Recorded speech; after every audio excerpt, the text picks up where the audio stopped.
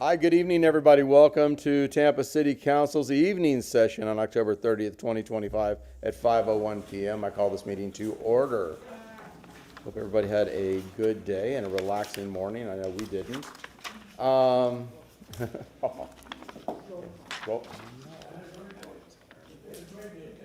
it's a great day in Tampa Bay.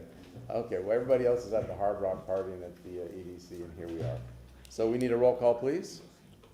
Miranda, Maniscalco, Hertek, Vieira, Carlson, Clendenin. Here. We have a physical quorum. Thank you very much. We are going to start off with the agenda review. I understand that item 3 was misnoticed.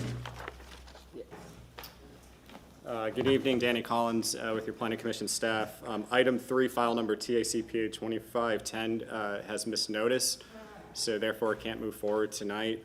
The applicant has submitted a memo to reschedule it for the December 11th public hearing. This would be the 11th item on the agenda that night, so I wanted to bring that to your attention as well. Okay. It is what it is. Well, it's a conscious decision of council. If you want to just waive your rules do mention a limit generally. What is our limit? 10. 10. Okay. Without And then continuances, right? So without objection, council will waive the rules to allow 11th on the agenda, and Councilwoman Hertek move to I don't know. reschedule to December 11th. And of course, council, you know that it doesn't necessarily mean that all 11 will go. We'll actually go, right? Yeah, okay. I say let's go. Let's do it. Okay, that's fine. We have a motion from Councilwoman Hertek, a second from Councilman Maniscalco. All those in favor say aye. Aye. Opposed? The ayes have it. Let the record show that Councilman Vieira is joined us gracefully. And item number 8 is withdrawn, correct? Correct, yes. LaShawn, Okay. Dock Development Coordination, and Council Item 8 should be removed from the agenda. The application has been withdrawn. Okay, we have a motion from Councilman Vieira to remove item 8. We have a second from Councilman Maniscalco. All those in favor say aye. Aye. Opposed? The ayes have it. And is that it? That's it. Thank you. Thank you. We have a motion from Councilwoman Hertek and a second from Councilman Maniscalco to approve the agenda. All those in favor say aye. Aye. Opposed? The ayes have it unanimously. Thank you so much. Now, item number 1. And I'd like to recognize our new councilwoman, Naya Young, front row. Next time you see her, she'll be sitting up here.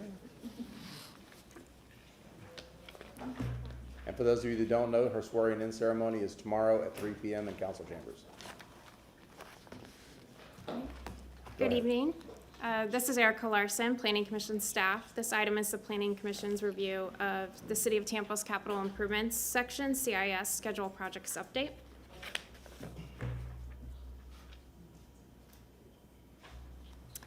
Chapter 163 requires the schedule of projects or the list of projects addressing level of service and adopted in the comprehensive plan be updated on an annual basis. The update would replace... The chair is slow and I can't read lips. Can we have a motion to open the public hearings, please? We have a motion from Councilman Miranda, a second from Councilman Maniscalco. All those in favor say aye. Aye. Opposed? The ayes have it. Thank you. I'm sorry. Continue. Sorry. That's right. My fault. All right, good evening. This is Erica Larson, Planning Commission staff. This item is the Planning Commission's review of the City of Tampa's Capital Improvements Section, CIS, Schedule of Projects Update. Chapter 163 requires the schedule of projects or the list of projects addressing level of service and adopted in the comprehensive plan be updated on an annual basis. The update would replace the existing CIS schedule in the comprehensive plan with the schedule listed in your packets. The latest schedule reflects the adopted CIP that were recently approved. The update is accomplished by ordinance, which is explicitly permitted under Chapter 163. This is a routine annual update. We come before you each year with this information to support the ordinance. City staff identified projects in the CIS that affect the level of service. These items make up the schedule of projects. There was a recent Chapter 163 update last year that also requires the CIS to include Basin Management Action Plan, BMAP projects to be updated annually. BMAP is a framework for water quality restoration that includes a comprehensive set of solutions to achieve the pollutant reductions established by the total maximum daily load, TMDL, as defined by the Florida Department of Environmental Protection. These BMAP projects were coordinated with city staff from the Environmental Department. Additionally, the plans of other agencies are incorporated by reference. Displayed is a summary of the CIS schedule of projects, which were placed into 6 program areas. You can see the largest groups in terms of funding are wastewater and water. The total funding amount for the fiscal year 26 through fiscal year 30 is approximately $1.37 billion for 93 projects.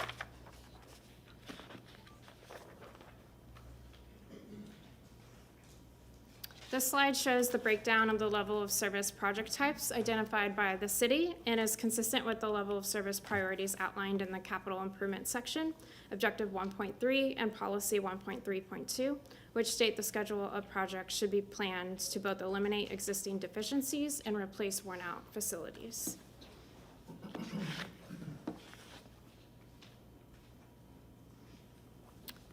On this slide, you will see objective and policy excerpts used in the consistency review. However, a full list of policies used can be found in your packet.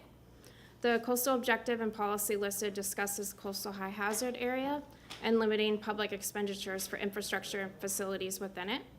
After review, staff found that projects within the CHHA were minimal and were either to serve existing development, repair, or replacement, or enhance public access to natural areas.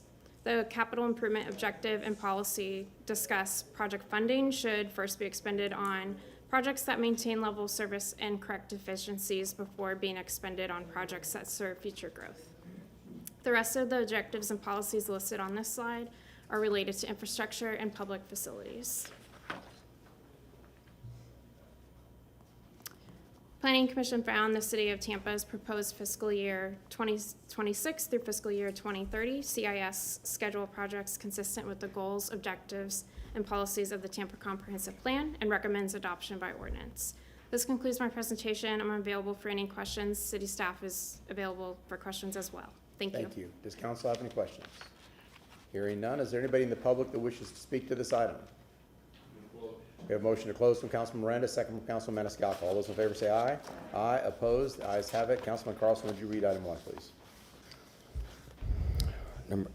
Item number 1, file number CIP-CIS FY 26-30, ordinance being presented for first reading consideration. Ordinance amending the Tampa Comprehensive Plan Capital Improvement Program and Capital Improvement Section schedule of projects by replacing the fiscal year 2025 through fiscal year 2029 capital improvement section schedule projects with the fiscal year 2026 through fiscal 2030 capital improvement section schedule projects, providing for appeal of all ordinances in conflict, providing for severability, providing effective date.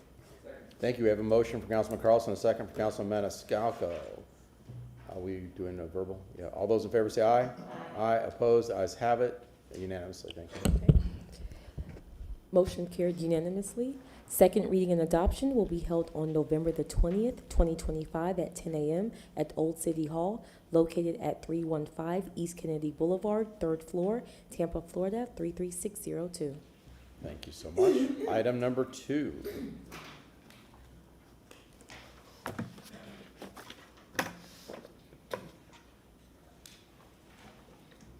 All right, good evening, Quinn Steele, Planning Commission staff. Tonight I'll be presenting TACPA 2509, which is a map amendment for 2602 East 7th Avenue and associated parcels.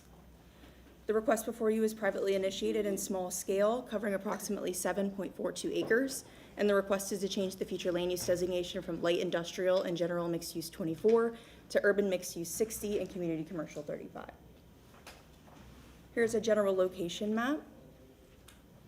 The subject site is located within the Central Tampa Planning District in the historic East Ybor and Gary neighborhood. Additionally, portions of the site are within the Ybor City Urban Village, Local Historic District, and CRA, as well as the Port Activity Center in the Coastal High Hazard area. This area shows the subject site outlined in blue. It's located just north of the CSX Railroad and west of the Selma Connector. The rail line runs along the southern and eastern boundaries of the site and serves as the main line connecting to the port. The red dashed line marks the boundary between the light industrial designation to the east and the general mixed-use 24 designation to the west, as well as the Ybor City Urban Village, Local Historic District, and CRA. To the west, there's a mix of residential, light industrial, and commercial uses, and to the east, it's predominantly industrial, with uses including warehousing, manufacturing, and a cremation center. North of East 8th Avenue, where it transitions to residential 20, is single-family homes. Tonight, we're only looking at TA-CPA 2509, which is to the north of the CSX rail line outlined in blue. This map also shows two similar requests filed in the May 2025 cycle, 2510 and 2511, and together total just over 50 acres. Can you move that up just a little bit? I can't see the rest of absolutely. it. There. 2510 was supposed to be heard tonight but was misnoticed, so it will be rescheduled, and 2511 is set for January 29th. Just for some surrounding context, Tampa has about 6,100 acres of industrial land remaining and only 330 acres available for future development. If all three of these were approved, this cycle alone would equal about half of all the industrial land the city has lost in the last decade. This is looking south on East 7th Avenue towards the subject site.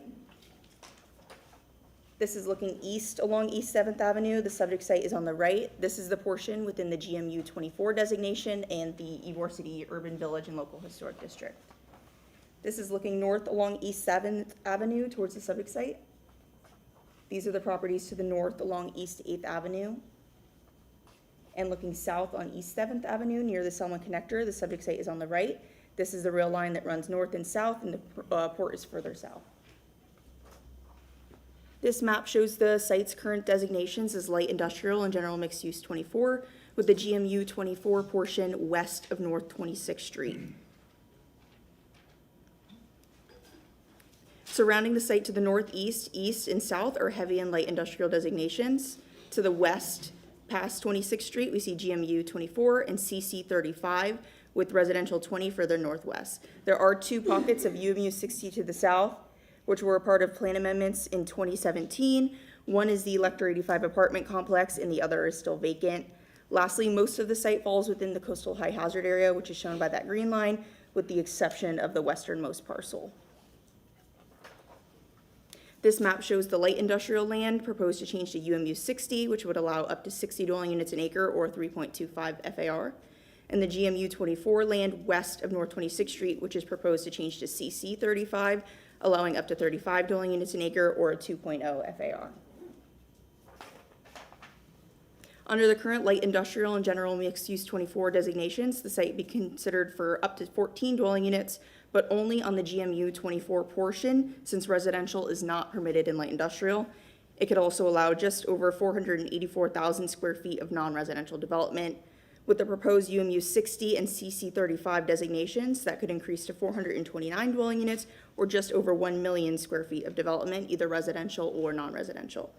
If approved, the amendment would introduce residential uses and eliminate future industrial development on the site. It would also more than double the allowable density and intensity. Agency reviews for this amendment include an objection from the City of Tampa specific to the UMU 60 portion. The EPC raised concerns about compatibility due to nearby commercial and industrial uses, including a crematory, and the school board noted that Blake High School is projected to exceed capacity. Planning Commission staff recommended the amendment be found inconsistent due to concerns with industrial preservation in the coastal high hazard area, but the Planning Commission board found it consistent with policies supporting planned household and employment growth. Planning Commission staff recommends the proposed map amendment be found consistent with the goals, objectives, and policies of the Tampa Comprehensive Plan, and I am available for any questions. Council have any questions? Evan Ross Johnson? I actually did have a question. Councilwoman Ms. Steele, I do have a question. I apologize. Can you repeat the numbers about the acres of industrial land? Sure, I actually have some information here. So this is the City of Tampa. We've lost 101 acres in the last 10 years. And this amendment, or all three of these amendments would be equivalent to about 50 acres. And how much industrial land do we have left? Like currently? 6,100 acres, Okay.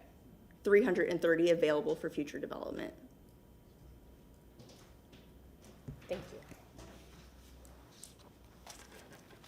Okay.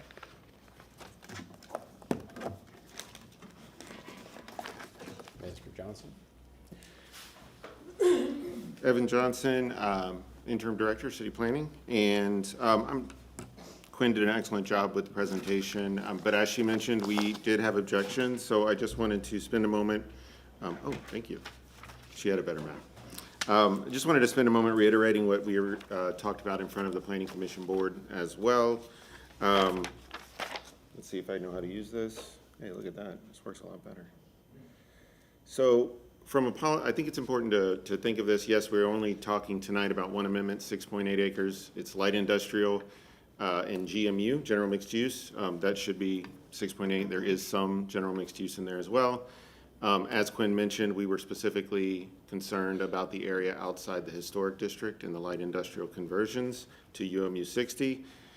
Also want to remind you though, so this is about 49 acres, it's almost 50 acres actually all combined. In the next two amendments that you'll be hearing in the future, that's going to be another, 42, 43 acres of heavy industrial land that is also being converted to UMU 60 as well, and introducing residential, as well as removing those industrial uses. And the reason I wanted to bring this up is this is not one amendment, this is a consideration about, this is a significant policy change in conflict with a lot of what's in the comprehensive plan now. And so I just want us to be aware that we have policies that are very strict policies about the conversion of industrial land within the comprehensive plan, protection of the Port Activity Center and the coastal high hazard area. And so I just want us to be cognizant of is if we move forward with this and we approve this particular amendment tonight, this conversation will continue moving forward. And then come February, we have a larger conversation about the comprehensive plan as well. In that document and the drafts that we've had to this point also has a lot of very strong language around protecting of industrial land and keeping residential out of the coastal high hazard area. So I wanted to make council aware of that because I think it's a really important discussion that we have, whether tonight or moving forward. And of course, we're here to support you in any way we can to provide the information you need. So just for summary, the total impact, which Quinn already did an excellent job going over, but 49.73 acres is when you would combine all three together, of which you will hear the two more in the future. And I know tonight we're only hearing one, but I think it's important to keep that in mind. This is similar to the size of your gasworks property, but we have better access to the port, we have better access to CSX rail, and we're entirely in the CHHA. So this is a major development potentially that's going to happen in this area. And that was all of our comments. Does that complete staff's presentation? That's it. Thank you, sir. Applicant? Good evening, Council. My name is Tyler Hudson, and my address is 400 North Ashley Drive. I'm going to pull up a PowerPoint. Happy first day of fall. Is today the first day of fall? Felt like it. Oh, that's true. Call it false fall. False fall, that's true. You know we're gonna bake it Okay, in. so I think Quinn went over this. We found out yesterday that the newspaper notice was wrong, so we've had to scramble a little bit. We did anticipate doing both of these together, which I think at the end of this will make a little bit of sense. So I'll ask that you show me some grace if I do mention the yellow southern assemblage again. That's not part of the discussion here. This is a comp plan amendment. We don't need to be quite as strict on outside stuff. We're focusing on the teal parcels tonight, but there are some things going on in the yellow parcels that I think are significant. I'm going to keep zooming out. So I think many of you, we've been socializing with the community, with the neighborhood associations, with some of you all, with staff for some time now. a mixed-use redevelopment in the area of Ybor City that's really east of the Columbia restaurant, and would also include the sheriff's office, which I think everyone knows a couple of months ago, there was a land swap with the county. They're going to stay there for a little while. But this is all part of a larger forthcoming PDA. So, Mr. Shelby, nothing's been filed yet, but a forthcoming PDA that will be filed probably in the next few weeks, that we perhaps unimaginatively call Place One. There will probably be a different name in the future. Those teal parcels show where within that master development we are talking about. We're talking about the area that's east, the large parcels are east of 26th Street. So these are outside of the historic district. And there's two very small parcels within the historic district that are not industrial. And I'm going to explain those separately because I think they have different considerations. But let's zoom out a little bit more, and let's locate this area where it is in the broader sense of central Tampa. The land use policy that's on screen right now is the single reason that we are filing this. Residential use is prohibited in industrial land use categories. Prohibited. It is not allowed. You cannot ask for it. Meaning every piece of land that we're asking for tonight, other than two tiny pieces in Ybor, it is prohibited for people to have residential development there, despite this being in the path of growth, and despite there being pervasive residential development already in the vicinity of this site. I talked about path of growth. This council, some of your predecessors endorsed and supported the Encore project. That's brought hundreds of people into that Central Park CRA. About 500 people already live in Gasworks, and that's with one apartment building open. And you see the cranes there. There's been a resurgence of development into Ybor City on the residential side. This council unanimously supported the Ybor Harbor rezoning to bring mixed-use, dense development to the urban core that has the infrastructure to best accommodate it. And I'll note to a place that, unlike other parts of the city, doesn't seem opposed to having more neighbors. We have a growth problem. It's getting harder to find places that are accepting of new residential growth. That is why we are filing this comprehensive plan amendment, which will be implemented by zoning in the future. So let's talk about the historic district. It runs down to the yellow line, the pieces that are west to the left. These are really small. This is really cleanup, going from general and mixed use 24 to CC 35. General mixed use 24 is sort of like the junk drawer category of future land use. It's areas that have, quote, no discernible development trend. All we're trying to do is change them to the color. We're changing little pieces of purple, maybe that's mauve, to the red that's northerly adjacent. So you're going from a 1.5 FAR to a 2.0 FAR. There's a lot of concern about architectural integrity, heights, and things like that on 7th Avenue. All of 7th Avenue is a 3.25 FAR. We are asking here to go from a 1.5 FAR to a 2.0 FAR. The Barrio Latino Commission had no issue with that. They recommended approval of this comprehensive plan amendment as to the parcels that are in the historic district. The non-historic portion, that is the largely vacant areas of land that are east of the historic district and are currently light industrial future land use. This is probably the second most important slide that we have, and this might look familiar to those of you, which I think is all of you, who had the Ybor Harbor rezoning. I don't think I've had a stronger disagreement, very respectful and polite, but I have never had a stronger disagreement without staff than on this industrial issue. There is no such thing as industrial use in your zoning code. Your zoning code has 147 different uses, and many of them you all have probably never seen. You haven't seen heliport probably. 147 uses.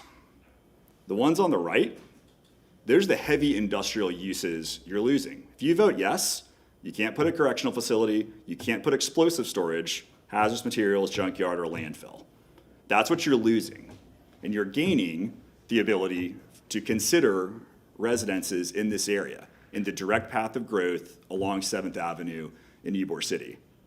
The type of uses that, when we think of industrial type uses, and that the whole idea of we're losing, quote, industrial land, that's not a phrase that has any regulatory effect at all. When you think industrial, do you think light manufacturing? Probably. That's preserved. That doesn't change at all. Warehousing, we're about being near the Port Activity Center. The port's not shy about making their voice heard when they believe something threatens their ability to operate. They're not here. We've talked to the port for a long time about this project. And what are the most likely follow-on uses from being near a port? It's probably a warehouse, warehouse and wholesale trade, transportation service facility. All those uses are allowed in UMU 60. Those are all allowed. And so I reject entirely this notion that staff has brought forward that this is some enormous loss of all industrial use, because a lot of those things with green check marks next to them, you know that we consider those industrial, and I think they do too. Here's the same information presented in a slightly different way. You're probably familiar with this. This is table 4.1 and 27.156, the big table of permitted uses, all 147 of them. All CI uses are allowed in UMU 60, and that's a critical and very in the weeds, nerdy distinction. CI has a lot more commercial uses allowed than CG does. And if we were asking for a land use category that prohibited CI uses, I'd be on my back foot, and we'd be having a very different conversation. But we're not. We are talking about UMU 60, which allows all CI uses. Here is literally every single one of the uses that can be asked for or is allowed by right in IG and IH that you cannot ask for in CI. This is the complete list of what you're losing. And so in my view, to deny this application is to believe that one or more of these uses, the preservation of that, none of which are really present on site other than one recycling facility, that the preservation of these hypothetical uses in the future is more important than allowing the possibility of residential development on the east side of 7th Avenue in Ybor City. This is the chart. This distills down this entire application into a highlighted Excel spreadsheet. This is not some magical, all industrial lands are going away, all industrial uses are going away. That is not true. And to engage with this at that, I think, really kind of superficial headline level is hugely irresponsible. The way that we regulate land in this city is based on the Land Development Code, which again has 147 uses. Those are the ones that you're gonna lose. And if any of those are more valuable than the potential to exacerbate some of the supply-demand mismatch that the city has on housing, I look forward to talking about that in questions. Let's talk a little about the consistencies. I think we probably get the point about industrial use at this point. I do want to talk about, at the core of the idea of preserving industrial use is this idea that it's job creating, right? It's commercial. Mixed use development generates jobs too. Office, all those uses that I already listed generate employment. If we get to the core of it, at this stage, we probably don't want the type, like explosive storage, we probably don't want the type of noxious uses so close to what's emerging as a residential development. I have the privilege of representing several industrial developers. It's in the county. They are selling their land in the city because so much industrial use is land intensive. You cannot stack a landfill on top of a landfill. You need, if you're doing a waste transfer facility, you need breadth of land. You can't afford to develop that in the city of Tampa right now. The land is too expensive, and there's nothing that this council can do about that. People don't just vote for elected officials, they vote with their pocketbooks, and they vote with their feet. Heavy manufacturing, heavy industrial users, they're voting. They're moving to the county. They're moving to Polk County, they're moving to Eastern Hillsborough County, where they can get more land that they need for the nature of the job. It shouldn't be a surprise that two of the sites here are metal recycling facilities. They don't want to be here anymore. They have found better sites down near Red Wing that better support what they want to do. They are leaving because they see what we see, which is that the path of growth in the future of this neighborhood is not landfills and explosive storage. It might be warehouses near apartments, and that's all preserved. It's not explosive storage and landfills. And I wanted to make a note about the Selman Expressway. I don't have to remind this council that highways serve as barriers and that highways can really change the transition between neighborhoods. I think a lot, as someone who drove it many, many times a day, as when you go underneath 275 on Florida, right, when you come near Magnanimous Brewing. Seems like a little bit of a divide. That's 200 feet wide. The Selman Expressway at the Crosstown Connector, that's 432 feet wide.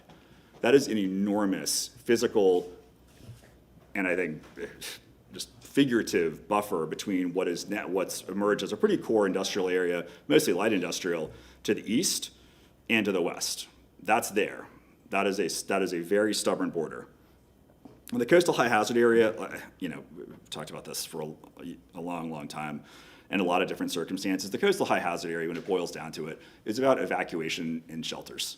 And there is a very big difference between proposing something at Inner Bay and Manhattan and proposing something that is alongside three of the most material regional evacuation routes in this entire area. Adamo Drive, the Selman Connector, and I-4. And it's a stone's throw from I-275. There's three major shelters right near the area. And again, we're not even at the point we're talking about how many apartments are going here. There's going to be a lot of non-residential development in this area, as Daryl will talk about in a second. But the coastal high hazard area piece, I get that it's rote, it has to be said, it's a reflexive opposition point that Planning Commission staff has. This is not the middle of the Inner Bay Peninsula. This presents with a completely different vulnerability, I think reduced vulnerability profile relative to sites further south. And, you know, I want to note too that I think as we saw with the hurricanes, it's not the new structures you have to be worried about. It's the old structures you have to be worried about. Any new buildings in this development are going to be built in accordance with the most stringent new Florida building code requirements. Those are the types of buildings that, by and large, fared much better. I think that's an important note when we think about coastal high hazard area. I would note that the Planning Commission, we had a very full, vibrant discussion about these same issues, about the loss of, quote, industrial land and what uses are actually lost in this situation, and they voted to approve it, or to find it recommended for consistent, as a consistent to you. And with that, I'm gonna ask Daryl to say a couple words about kind of what's next for the area. Good evening, Council. Daryl Shaw with Casa Ybor, and Good evening. Congratulations, Luciana. I thought I'd talk for a few minutes about the vision for Ybor and for its revitalization. And that is a vision to return Ybor to being a residential mixed-use district, not an entertainment district, a residential mixed-use district where we have a lot of residents who are able to live in the district, work in the district, enjoy themselves in the district. That's the vision. And the way we get there is to think through 7th Avenue as the main retail spine from Nuccio to 22nd Street, the main retail spine for the district, the heart of the district, and then begin to surround 7th Avenue with residences of all sorts, apartments, condominiums, townhouses, single-family homes. And we are looking at doing so, Gasworks in the southeast, Ybor Harbor on the south, the Sheriff's Office redevelopment on the north, and then East Ybor on the east. When you leave Columbia Restaurant, you look to your right, you see very little but vacant land or older industrial buildings. Part of what made Ybor special was the ability to live near where you work. The cigar workers came to live in the district because they could work in the cigar factories and get there by foot or by streetcar. So we are also thinking through what job promoters can we bring into the district, and that could be multiple. We're thinking through Ybor as an arts district and trying to bring the artists back to the district to create a vibrancy and a creativeness. We've been working very hard to bring military contractors and create a cottage industry of military contractors in Ybor. We have a number and are continuing to work on that. We're looking at the tech industry, which appreciates and enjoys the creative the creative district that can thrive in the area. We're also been looking at the healthcare industry, and I am pleased to say that we've been partnering with Tampa General Hospital to expand the TMRD, the Tampa Medical and Research District, to Ybor, and I'm pleased to announce this evening that Tampa General Hospital has a material portion of the land on the southeast corner of Ybor, Adamo Drive, abutting the Crosstown Connector, to build a new hospital there, which will bring jobs to the district and allow people the ability to live in the district, walk to work, bike to work, And one last point, it We're sits going to ask you a adjacent. question that'll extend your time anyway. Yes. Councilwoman Hurtak would like you to repeat what you said, so I've killed the time to answer that question. About Tampa General Hospital? Yeah. Tampa General, we have a contract with Tampa General Hospital to acquire a portion of the land in the southeast quadrant of Ybor that sits abutting Adamo Drive and the Selman, and the Crosstown Connector, to build a significant hospital in Ybor and take some of the overload that exists on Davis Island to the district. What is important about that is it is a big employer, multiple hundreds, if not thousands of people who will ultimately work there, have the ability to live in the district, walk to work, bike to work, take the streetcar to work. We're excited about this. We are looking at restoring the grid in that southeast quadrant. This is not a 1 or 2 story building with a sea of surface parking. This is restoration of the original Ybor grid into Ybor blocks that will bring vertical development that's outside of the historic district with ground floor retail and green space that will be a material employer in the district. What is also key is that it sits adjacent to 26th Street, which is the only road that goes through, other than 15th Street, that goes through north, underneath the I-4, into East Ybor, and south down into Palmetto Beach. So it helps connect those 2 neighborhoods and provides healthcare and access, convenient access to healthcare to people who live in those neighborhoods. So we appreciate your support and your belief in the vision for Ybor. Does council have any other questions? Councilman Miranda? No, I just want to say that I'm, like all of us, listening very closely, and I was reminiscing when I was a young boy living in Ybor City, being born in Ybor City. And before the HMOs came to be, it was called Mutual Aid Society. And you had Gonzalez Clinic, Reyes Clinic, La Benefica, and a couple other smaller ones. So we have here, from what I'm looking at, is like reliving the past in the future. That's how I see it. Maybe I'm wrong. And it's when you talk about businesses and you talk about people living in the district, that's exactly what Ybor City was. It was really a sustainable city within itself, other than it wasn't a city. West Tampa was a city, but Ybor City was not. But the amenities that we had were way ahead of time, with people who had very little, but working together, they had a lot. And that's what made Ybor City as popular as it was. Not because I was born there. I was a black cat of the family, but that's how it was. Councilwoman Hurtak.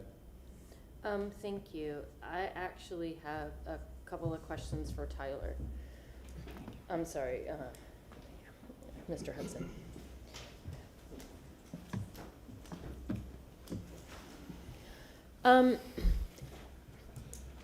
Staff brought up something that I hadn't considered in this, and that's the CSX freight line. Mm-hmm. Is it Bright Line or Freight Line? The CSX freight line. Freight Line, yeah. That's a huge deal, and but knowing that there will be possibly a hospital there lessens my concerns somewhat. But I'm going to ask the question that I just have to ask, but I probably know the answer to it. Have you been able to talk to CSX at all? Oh, a lot. We've actually had really? yeah, shockingly, we've had a lot of productive conversations with CSX. I am shocked. Can you see my? They're very Can you hard. see the cursor here? Yes. Okay, so I don't want to bore you all, but from a title perspective, the land here is has been a little bit challenging. It's actually, there's a point where it appears that some old plat corners don't meet. So if you get out there first with the flag, it's yours. But we've bought some land over the years from CSX. There's some abandoned rail spurs that they've been willing to sell to help complete, especially, this area down here, to make sure that there's frontage. So about 2 years ago, that's Coppertail Brewing.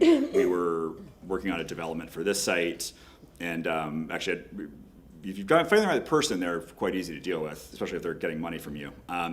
To buy some abandoned rail spurs here, we've been in very active conversations about 6th Avenue, which is really the perhaps wider than rail right-of-way needed. That's what runs, on either side of the rail, about a potential opportunity in the future to discuss whether they need quite all of that and whether we could have almost like a rails to trails with rails situation there. So we've talked to CSX a lot. There's some abandoned rail spurs over here too. So I don't know if I guess that hopefully answers your question a little bit, but we have talked to them a lot. Well, that's good to hear because that's hard. Yes, it is.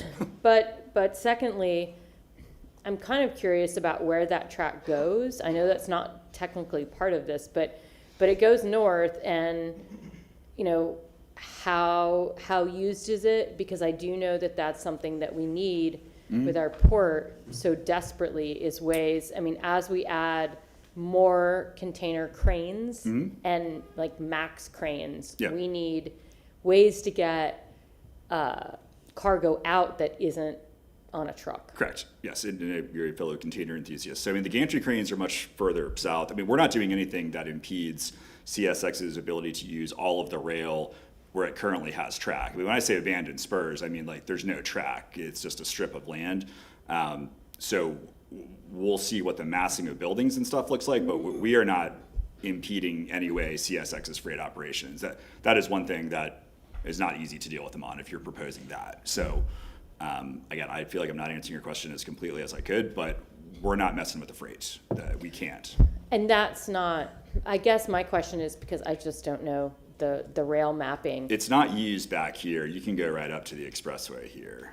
Well, that's what I'm saying. So Yeah. that is not the rail that they would use for freight. No. Okay. Yeah, That was you can the see question I here had. these little like curves. That's like the old spur remnants here. It's kind of a mess.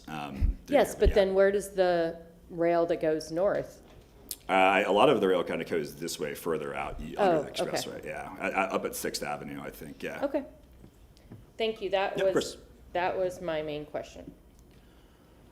Any other questions? Very good. Are you finished? I- Reserve time for rebuttal? Let me see if there's public comment, but if there isn't, I won't use a rebuttal. Very good. Thanks. Is there anybody in the public that wishes to speak to this item?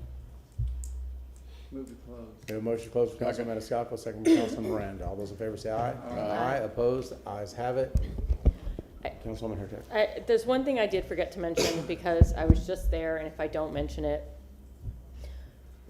the area that is east of the Selman is not just industrial. They have neighborhoods there, and those neighborhoods are rebuilding.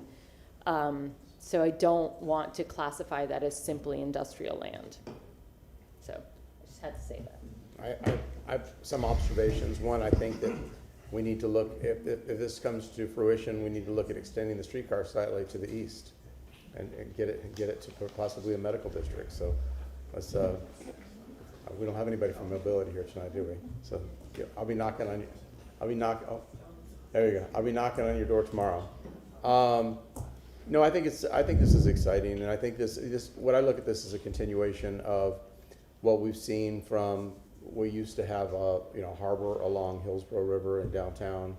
That changed. Of course, we've all seen in our lifetimes what's happened in Channel Side and Water Street, and I don't think anybody up here would turn the clock back to the warehouse districts and the type of stuff that we saw there. And as we see this vision from, obviously, what we've seen from some of the visionaries, including Mr. Shaw, who's in the audience today, this is sort of completing that vision and really making it something that's a special area. And so often now we see when the county commission, they're expanding the urban service area, which is so counterproductive to, I think, at least what I idea of urbanism. In order to combat that, we need to encourage the density and the development in these key areas where we can have live, work, play areas. And I think that is what City of Tampa can bring to the table, and to combat the urban sprawl and the dependence upon motor vehicles and all. So I'm excited to see this. I hope it comes to fruition. I hope you see the vision through, and that's all I have to say. Councilman Carlson. I have one is one that Councilmember Hurtak brought up, and that is and also staff, the sensitivity to the port maritime industry. If we cut off our jobs, nobody needs to live here anymore. Not every job can be remote, and and as AI takes over some of the white collar jobs, the high-paying blue-collar jobs of the port are going to be more and more important because they can't easily be replaced, at least now, with AI or robots. I don't think that this encroaches on that, but I just want to set as a warning to anybody else, if they start to go further, if other people start to go further south or east and south, that's when the mayor, it's not the port that would come out. The mayor sits on the port, and so the port itself may not come out, but the maritime industry will come out and protest when they see that it is encroaching on. And the reason why they would protest is because it means tens of thousands of high-paying blue-collar jobs. The other thing is the sensitivity to the historic district. Unfortunately, we can't take the clock back to the 1950s and replace what was there, and we can't limit who can move back to Ybor. Some people would, in the Ybor would like it to be exactly like it was before, but I think these owners have been incredibly sensitive. And I've said before, if you go to places like Williamsburg, 90% of the buildings were recreated there, but now they're 100 years old. Warsaw, the old town that looks 500 years old, is completely recreated because it was torn out by the Nazis and the Soviets. Dresden, same thing in Dresden. Yeah, and so as the new buildings pop up, they're with Mr. Shaw and his partners, they look like they're 100 years old. And I find that the residents of Ybor are incredibly happy with it, even though it's defining a new Ybor, but it's sensitive to the old Ybor. And so, with those two sensitivities in mind, I'm supportive of this. But for anybody else who comes through, you've got to meet those tests among all the others. Thank you. Very good. Do you want to say something else? Yeah, I'm torn on this one because of the industrial land, the coastal high hazard area, and just the port in general. I'm less concerned with 2509 than I am with 2510 and 11. So I'm gonna have to get a lot more, have a lot more push on that. This area along 7th Avenue outside the historic district, I'm not as concerned about. But I am concerned about 10 and 11. I think I'll reserve the same thoughts I just had about that at the time, because we'll be going back and forth on that one when it comes before us tonight. But we have a motion and a second. Councilman Vieira, would you like to read this one, please?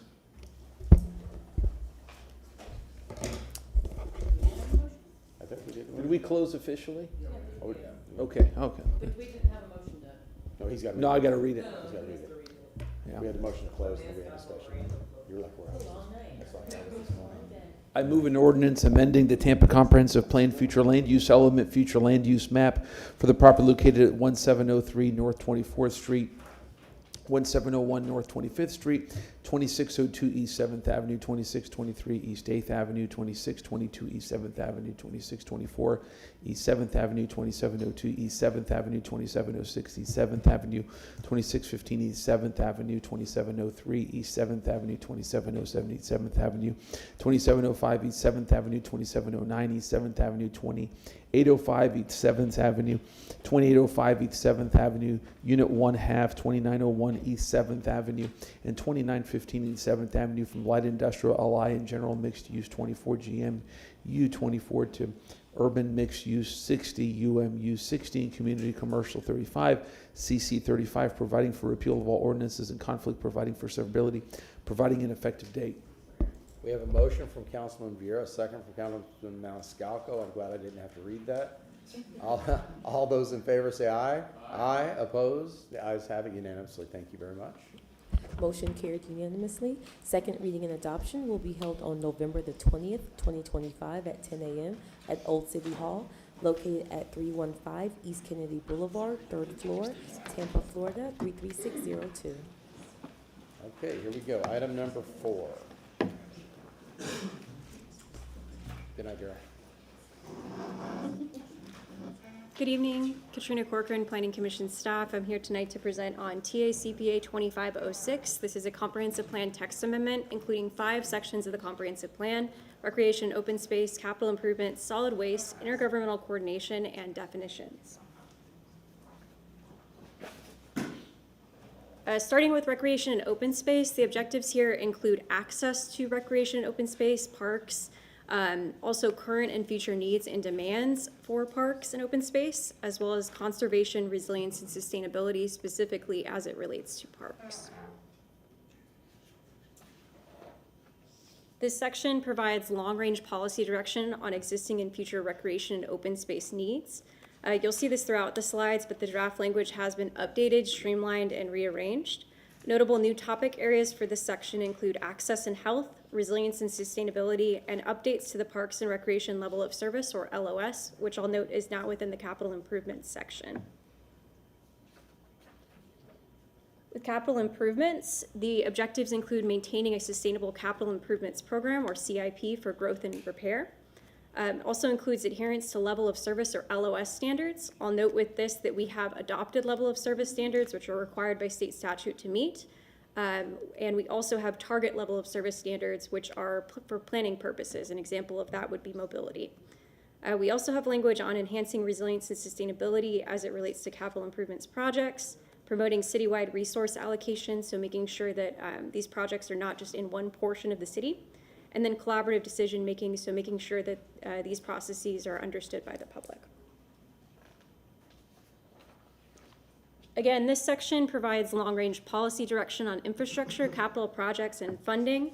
It does include the LOS portions that I mentioned earlier, as well as concurrency, and guides the annual CIP review and schedule of projects development, which Erica spoke about earlier.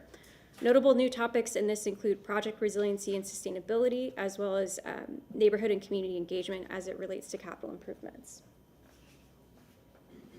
Our third section that we have tonight is solid waste. The objectives here include public health and safety as continued priorities, natural environment protection, adherence to standards and incorporating best practices for solid waste, reducing waste through the implementation of sustainable practices in education, so think recycling, and finally, adaptation to natural hazards, so thinking about hurricane disposal before a hurricane and after a hurricane.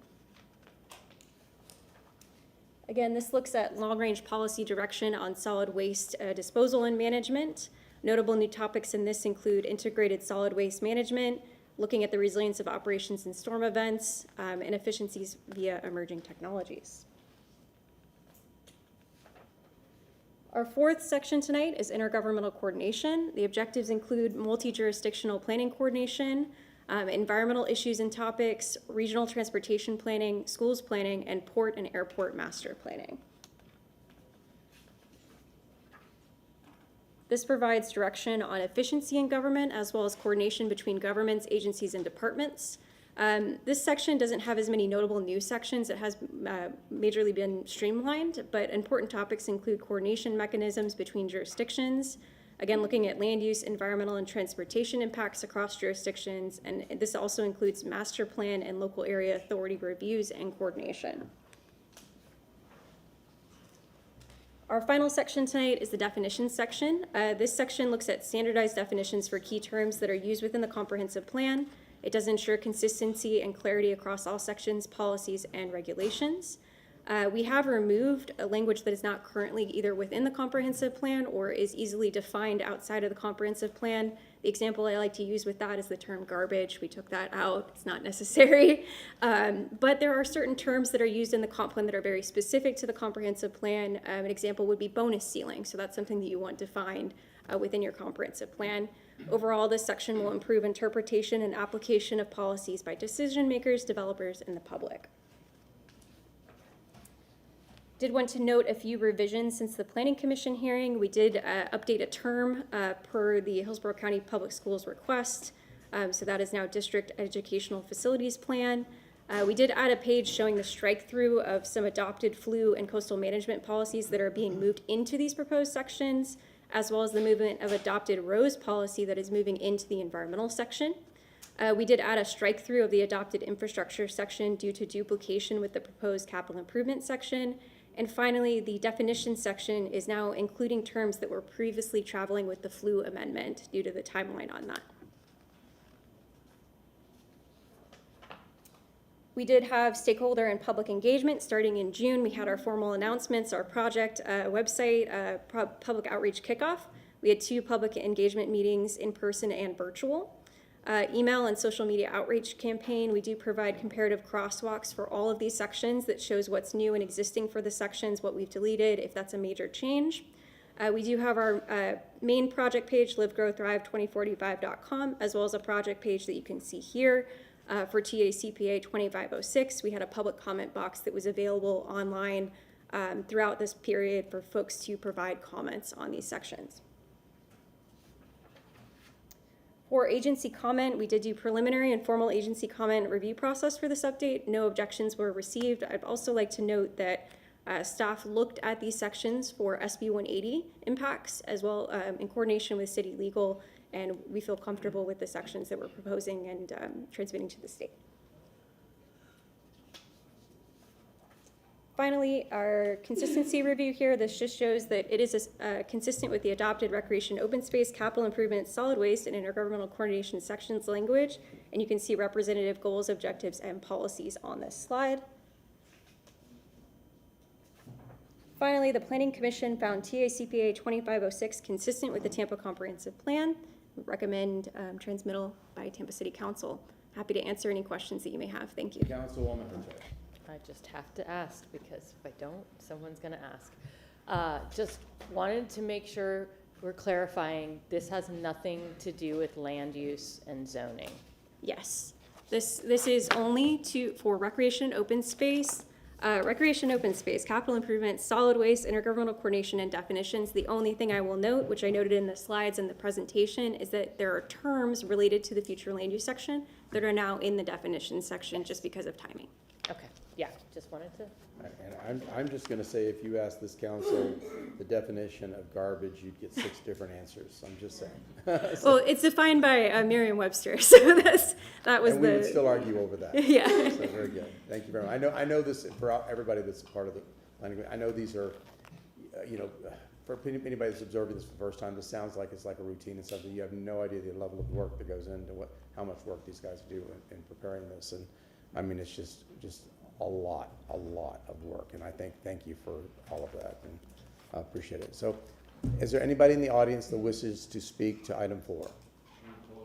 We have a motion to close from Councilman Miranda, second from Councilman Maniscalco. All those in favor say aye. Aye. Opposed? Great. Okay. We'd move to transmit from Councilman Maniscalco, a second from? Second from Councilwoman Hurtak. All those in favor say aye. Aye. Opposed? The ayes have it. Thank you. Okay. For the rest of the evening, if you are here to speak to any of these items, I need you to stand, raise your right hand, and be sworn in by our clerk.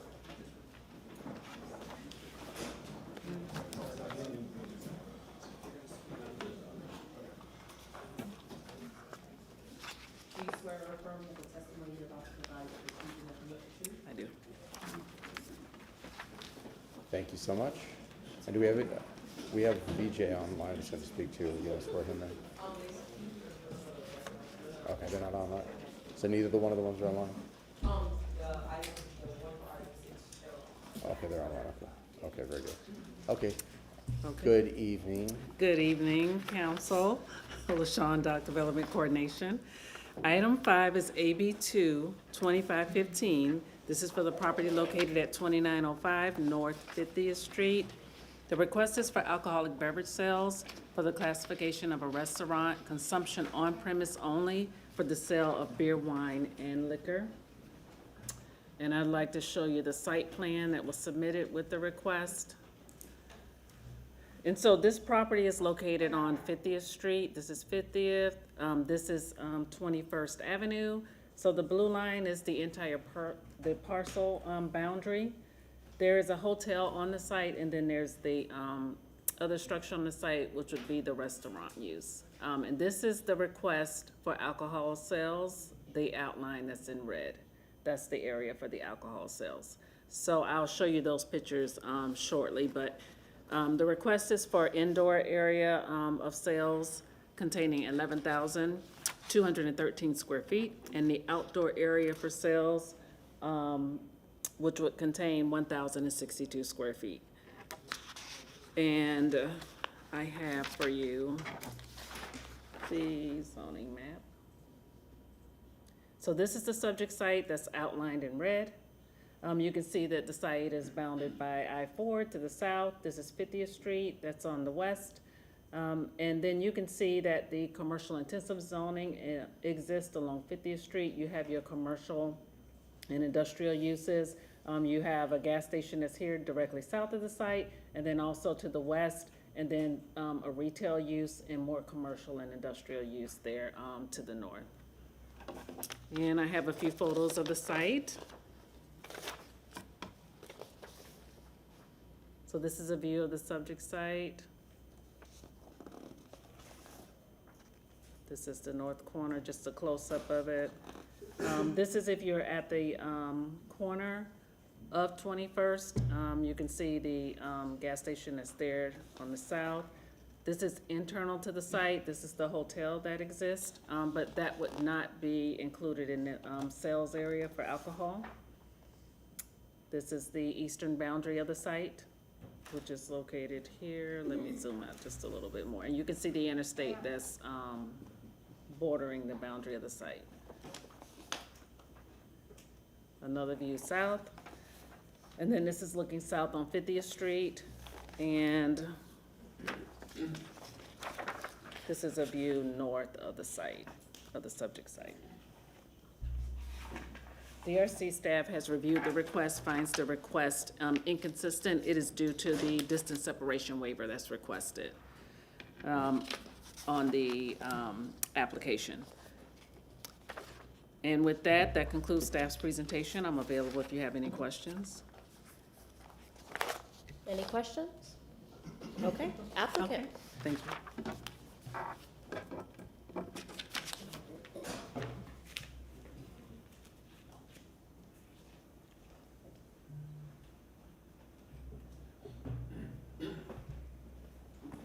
Hello.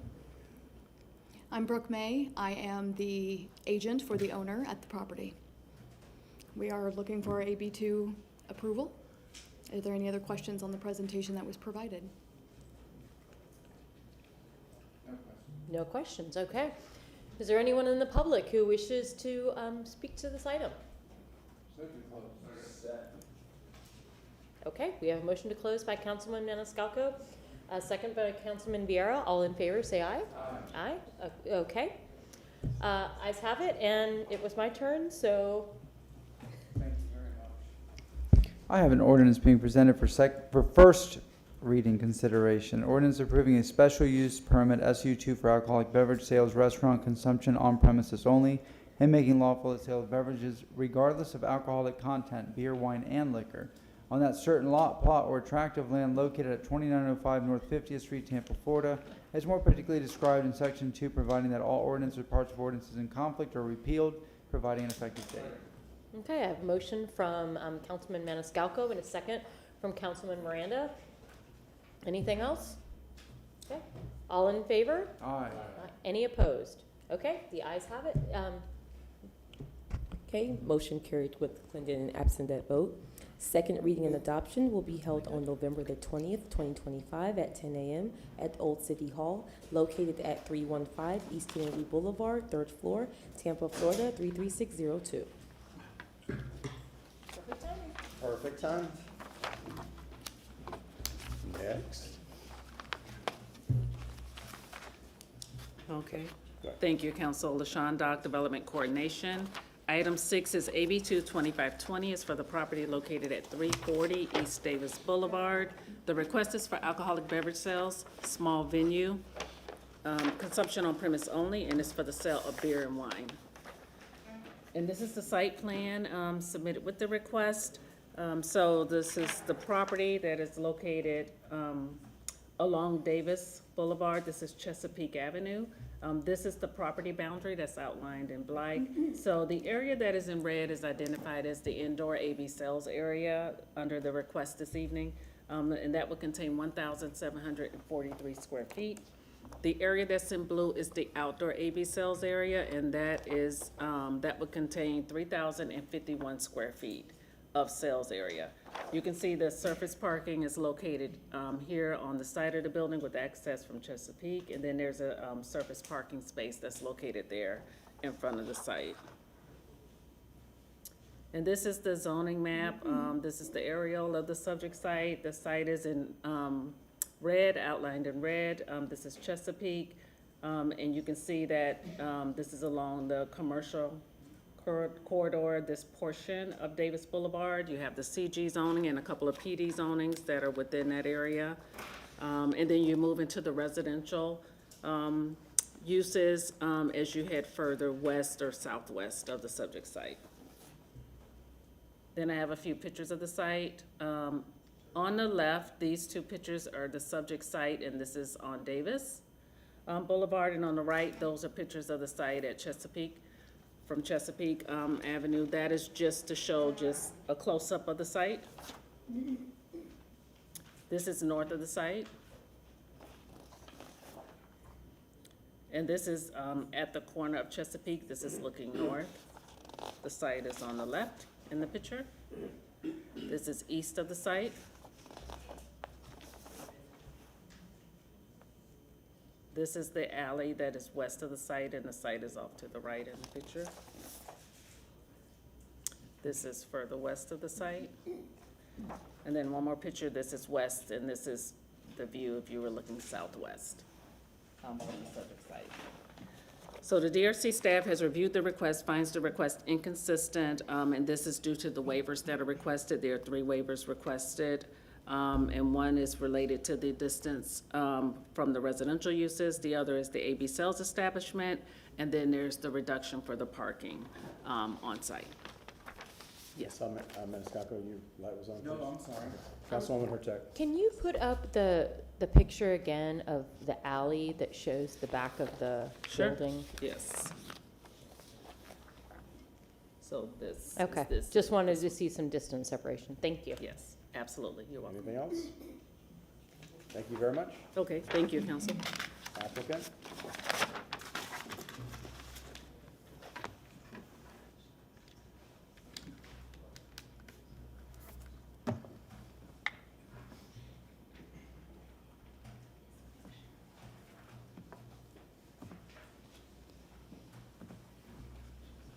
Good evening, Council. Alex Shaler, 400 North Ashley Drive. I'm here on behalf of the applicant for one of 2 agenda items that we have on the record tonight that are really smart uses of adaptive reuse.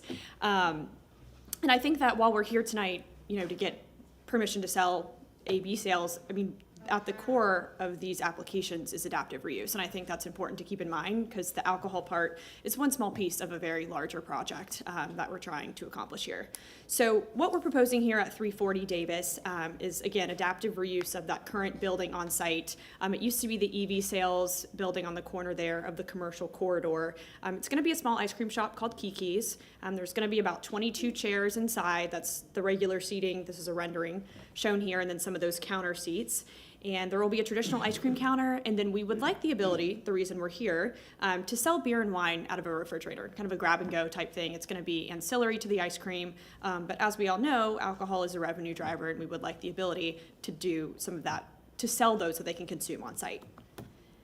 This application is very narrowed in scope.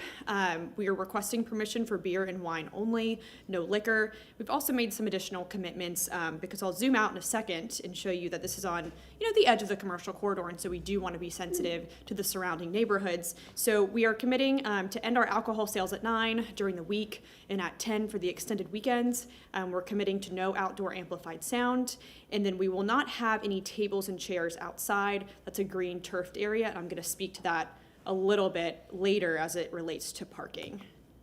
So as mentioned, and LaShawn did a good job setting this up to you, this site is commercially zoned. We don't have any kind of rezonings proposed for this. It's already zoned for commercial uses today, and as mentioned, it's that one there in the corner at the edge of the commercial strip. This is already a wet block, so in terms of precedent setting, we're not extending, wet zonings further into the neighborhood. This block is already wet zoned. It's where Duckweed is on the corner, Anchor Bar, kind of that strip there, and what we are proposing, we believe, is much more narrowed in scope. So these alcohol approvals here for the rest of the block, they can sell until 3 a.m. It's Chapter 14 hours. It's beer, wine, and liquor, on premises and package sales. Again, we're proposing limited hours, no outdoor amplified sound, and on premises consumption only.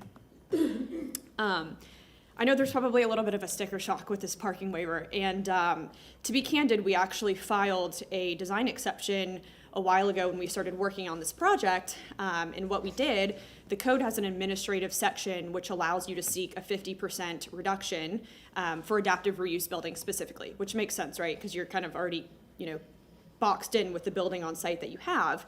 So that's what we did, and that interior portion of the building that's highlighted in yellow, that demands 6 spaces, and we are doing some pavement markings on the site. We will have 6 spaces that accommodates that indoor space. However, when we came to the wet zoning, we had thought, wouldn't it be a great idea to put some turf out here, and we're gonna do kind of maybe like a little play set or something for the kids to run around, and we thought, what if somebody wants to walk out there with a beer, that shouldn't be an issue, so we need to include that in the wet zoning area.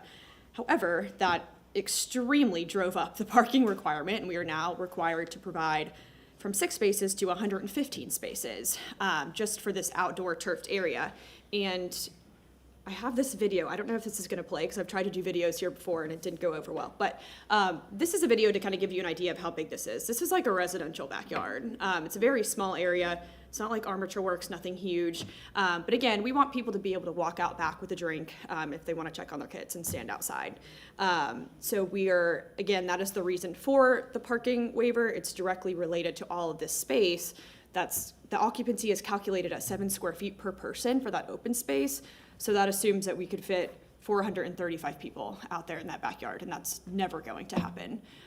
So again, we don't feel like we need anywhere near 115 spaces. We feel very confident that the 6 spaces on site are more than sufficient for the operations here at the ice cream shop. And with that, I'm gonna bring up Nikki Patel. He is the owner, and he's gonna speak a little bit about his vision for Kiki's.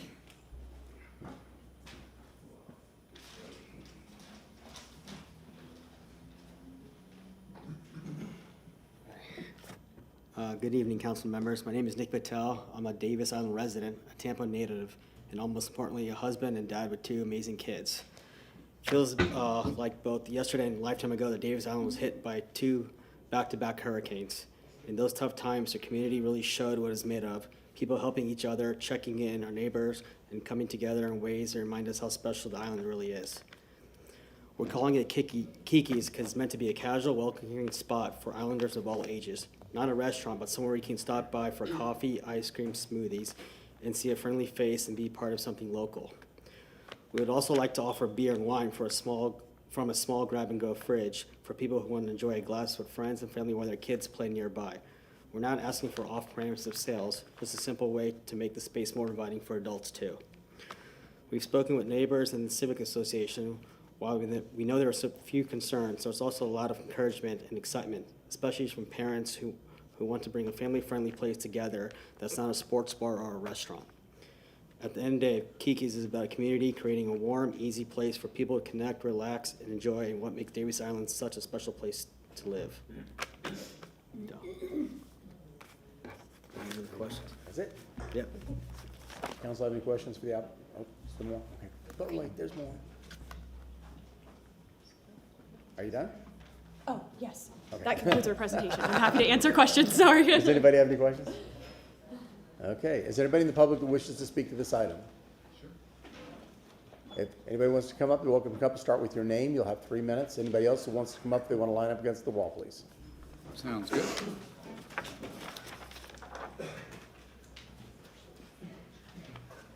Okay. Good evening, council members. My name is Scott DeFreitas, 410 East Davis Boulevard, and I've been a proud resident in Davis Island for 33 years. I'm also a registered nurse, which means I spent my career advocating for health, safety, and community well-being. Values I believe are at risk with this proposal. I am firmly opposed to the special use, which would allow alcoholic beverages at 340 East Davis. I'm especially concerned about the 2 waivers being requested, which would significantly reduce the required separation from nearby businesses and homes. This is not just a modest venue serving beer and wine. It's nearly 5,000 square feet, counting everything there, with over 3,000 square feet of outdoor space, operating until 1 a.m. on weekends. That's a significant footprint with late hours in a neighborhood known for its peaceful, walkable charm. The applicant claims compatibility, but the waivers tell a different story. Also, if you can see the breakdown, they did not scan to the other part at the end of the business, and I'll show you that if I have enough time. The first waiver would shrink the required distance between alcohol serving establishments from 250 feet to just 149 feet. That's a 40% reduction. This isn't just a technical adjustment. It's a decision to concentrate alcohol venues more densely in a small area.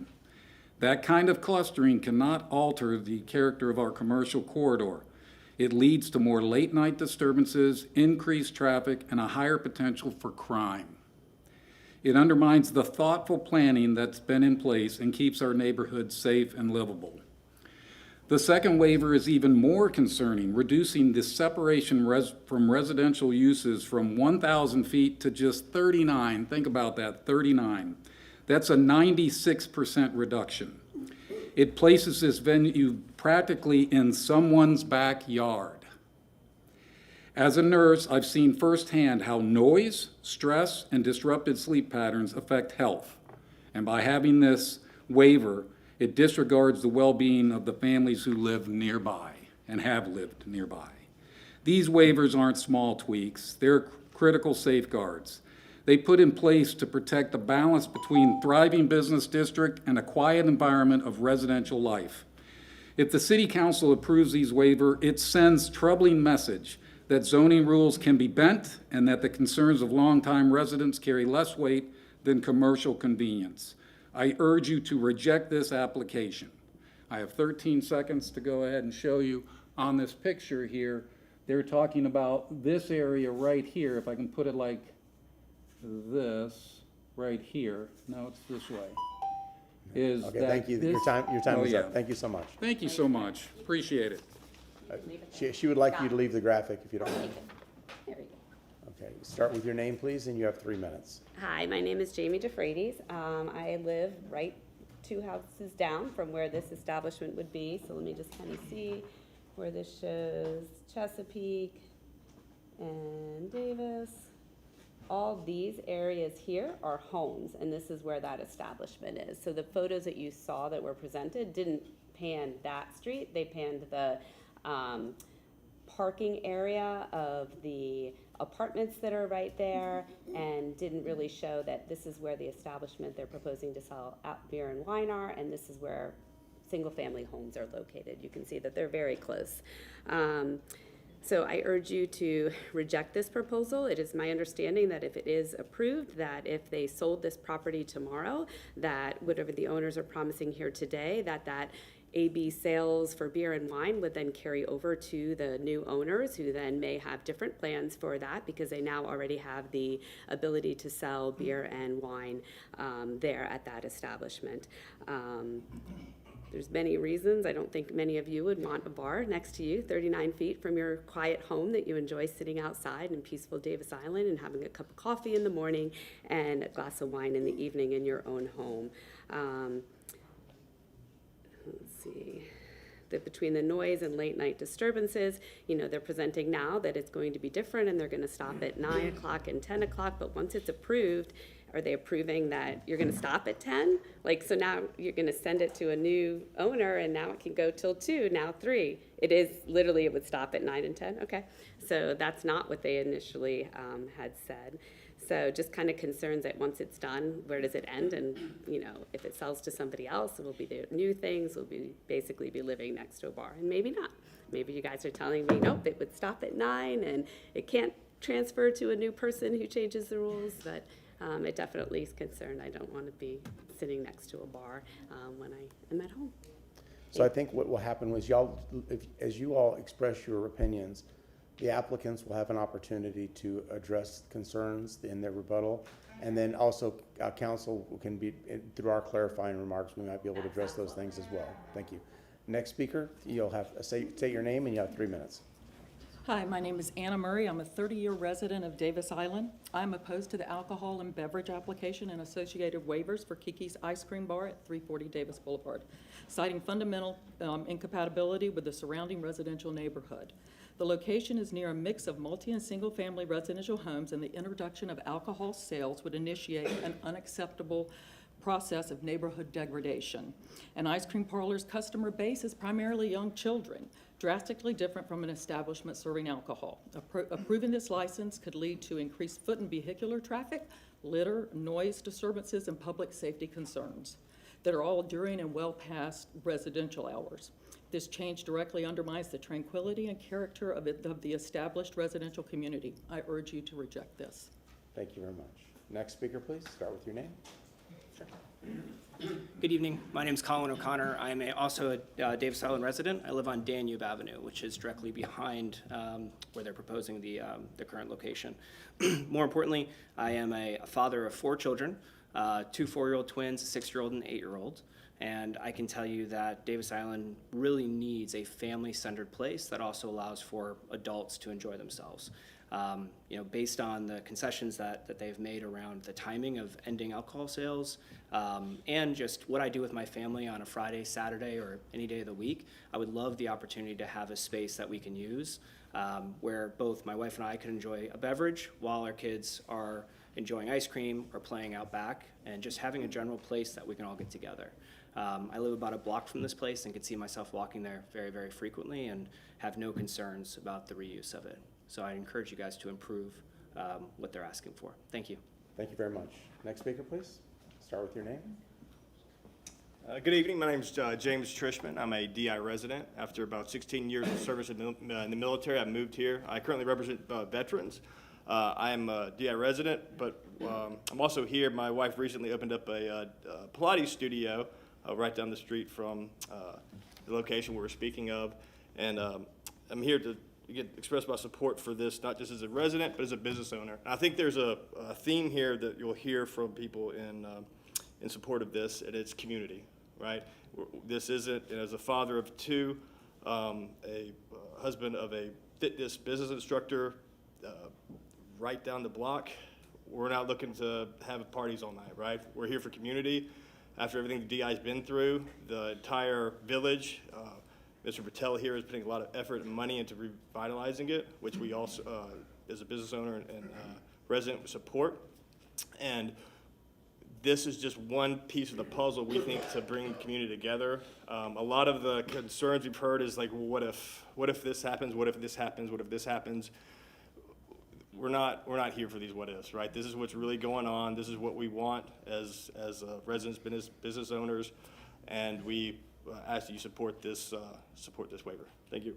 Thank you very much. Next speaker. Good evening. Hi, my name's Shauna Wiggs, and I publish Tampa Magazine, and I'm also a Davis Island's resident. I'm a single mom. I have a 2nd grader, and it's my first time at City Council, and I'm here because I strongly support both the Kiki's Ice Cream Project and the improvements to 220 East. We all know Davis Island's an amazing place to live, and I'm convinced that these improvements make it even better. So I encourage you guys to approve. Thank you for your time. Thank you. Thank you for coming out. Next speaker, please. It's Mike Grizel. I'm Michelle Grizel. We've been residents on Davis Islands at 108 Chesapeake Avenue, so it's right down the street from where they're proposing the opening of Kiki's. We have twin 8-year-old girls, very much like what James had said about community, and ultimately really the village at a point of having some revitalization to it and improvements being done to provide areas and places to go for our kids to enjoy as well, but then also for parents and other friends of ours to hang out and do the things that we do as families and hang out with our kids ultimately. I guess one point of noise and those being potentially an issue. What had existed there, now it's under renovation. It's no longer there, but I think it was there for 7 years or so as a Mediterranean restaurant that was at the where the fountain is on the corner of Biscayne and East Davis. I believe it was Thursday, Friday, and Saturday nights they would have either a DJ or live music, and that would go on till 11 or even midnight, and I could hear that from my front yard.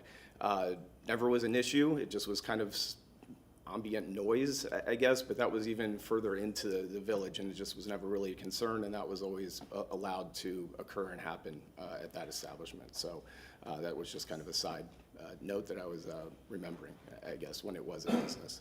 Well, and I would also note that a lot of the people that are, or that we've heard that are opposing this are not people with young children. They're not families that frequent this village all the time.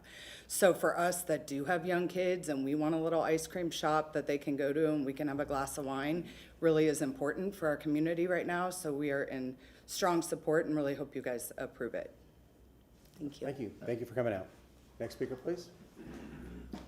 Hi, good evening. My name is Pat Green, live on 3 houses down from the Kiki's. Been living in this house since 1995. And I know all the facts and figures you guys have seen, but one fact you should probably look at is the police calls, okay, the 231, 61, 30, whatever it is, non-emergency, over the years, you know, so you have a historic view of it. The fountain bar, which he was just talking about, has always been a problem. I know 10 o'clock, I believe, during the week, 11 on the weekend, always a problem. The other one right up the street, the little place, and there's a liquor bar next to it, always loud. You walk by, reeks of alcohol, cigarette butts everywhere, drunk people constantly, drunk people driving go-karts, golf carts. You know, everyone's saying we want a place to go hang out with the kids. They're serving alcohol and liquor on the sidewalk where they shouldn't be already in the village, okay? The little spritzer bar they have, they're on city property. Of course, you guys know we're self-insured, right? So they're there drinking all the time on this crooked, jagged area with tables. Now, this Kiki's I work at, I've just worked there, did some work on their building. And by the way, he still hasn't paid, he's refusing. They told me, the Ellison contractor, he's not paying them. So that's an issue.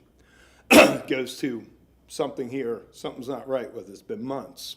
And that's Ellison contracting. That was their word yesterday. So, you know, they're proposing this bar, essentially, and they also have a spot in the center, from what I understand from the contractor, is they're making a pop-up place on a regular basis, I guess all different businesses. So when you look at what they're asking for is an ability to sell alcohol and for special events. So what are the special events? What are they selling? Are they going to be selling liquor? Is this going to morph into a liquor thing?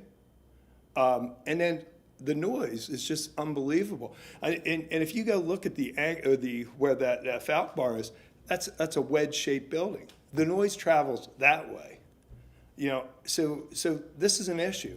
This is residential area, literally. I know it's designed 100 years ago, but literally, we are in a residential area across the street. So you know, what about our piece?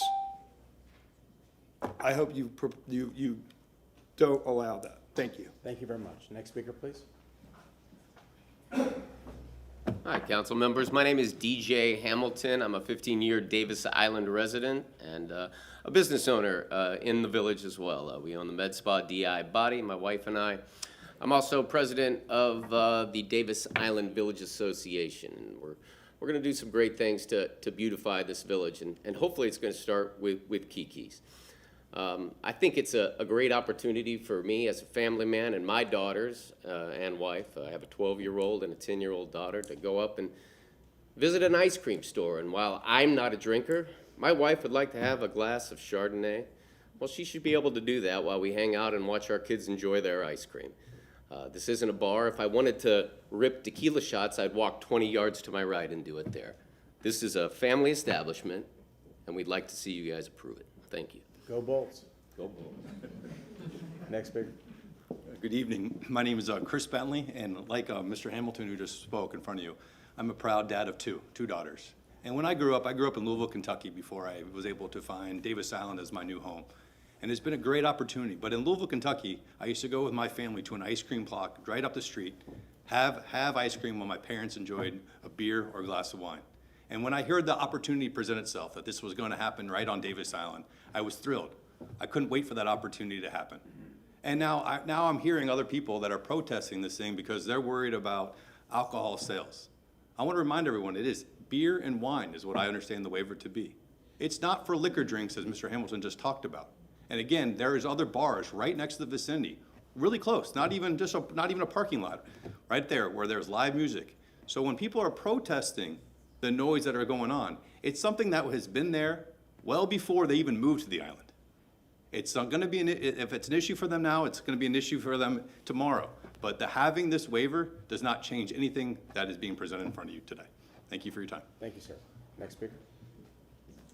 Hello, good evening. My name is Megan Moore, and I've been a homeowner here on the island of Davis Islands since 1997. And my husband and I have enjoyed raising our child here, and she's 17 years old. So we have missed this wonderful opportunity for her to have been on the playground. And I wish that we had had it when she was younger, because we didn't have these wonderful opportunities. And I'm so grateful that they are now providing this on our island. I think will really elevate our family enjoyment, and I think they are all about making this a better island for us, and I'm super grateful, and I'm excited to enjoy it. So thank you for having me. Thank you. Appreciate it. Next speaker, please. Hello, my name is Danielle Shoemaker. I'm a 17-year resident on Davis Island, and I was one of those ones that was affected by the hurricane. So to me, I strongly approve this. I think any improvement onto Davis Island is going to be good improvement. And like the previous speakers had indicated, you have an Anchor Bar, you have Molly Malone's, you have everything else 20 yards away, and they are only offering beer and wine until 9 or 10 o'clock, depending on what night it is. So as a longtime resident, as well as an interior designer on Davis Island, who has probably about 95% of my business, I work out of my house, I think this is fantastic for Davis Island improvements.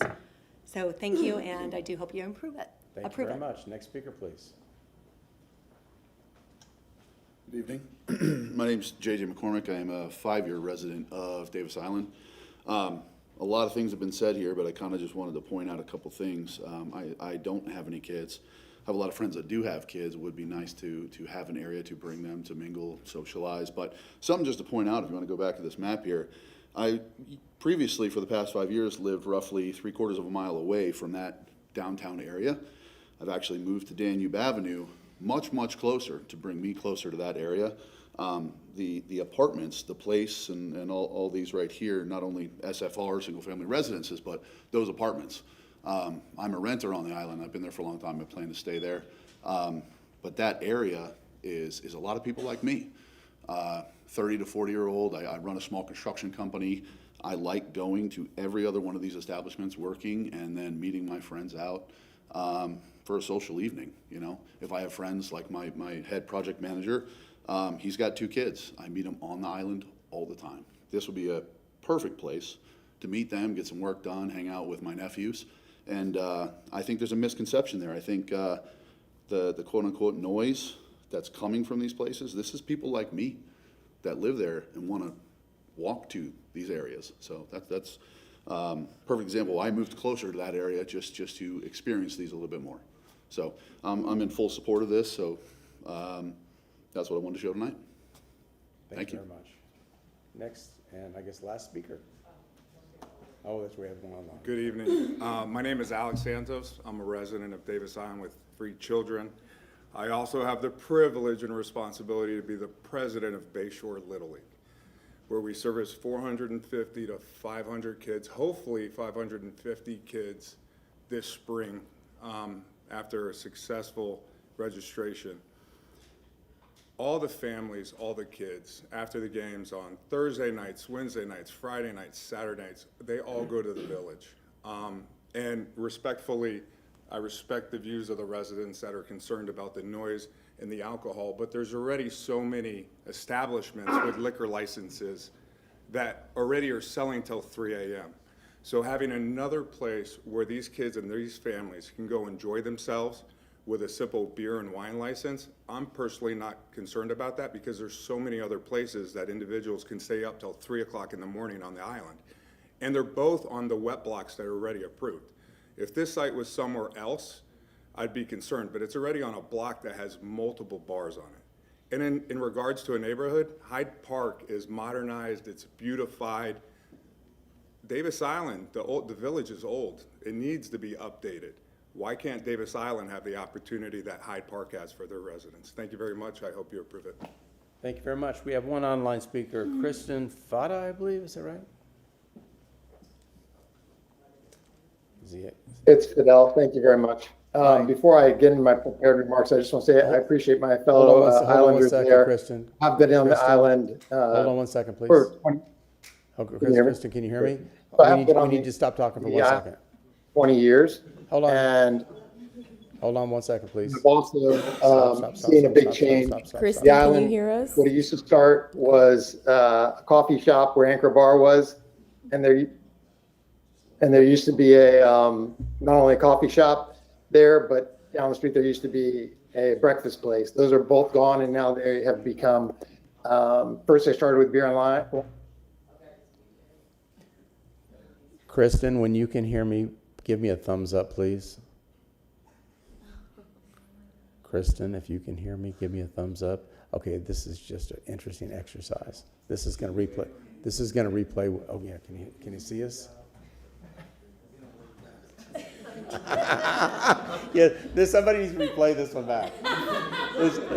This is, by the way, City Council is the best TV in Tampa. I'm telling you right now, best TV in Tampa. Where Kiki's is going to be established, and an owner of a residential property 39 feet just south of it.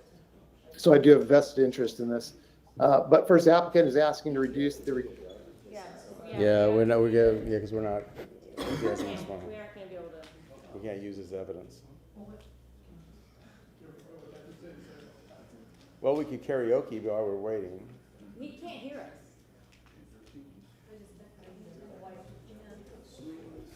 Rely, bum, bum, bum. It's So unrealistic good, to so good. assume that large outdoor space like that, just 39 feet from a home, would not include TVs, speakers, or background. Kristen, stop. Oh, I feel terrible for him.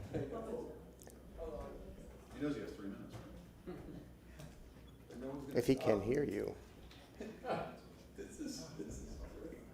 I've never had this happen. Who can read lips now? Is he the only speaker tonight? Online.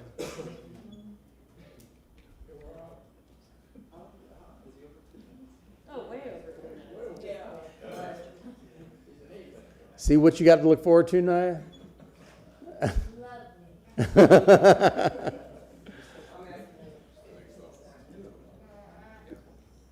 Kristen, can you hear me?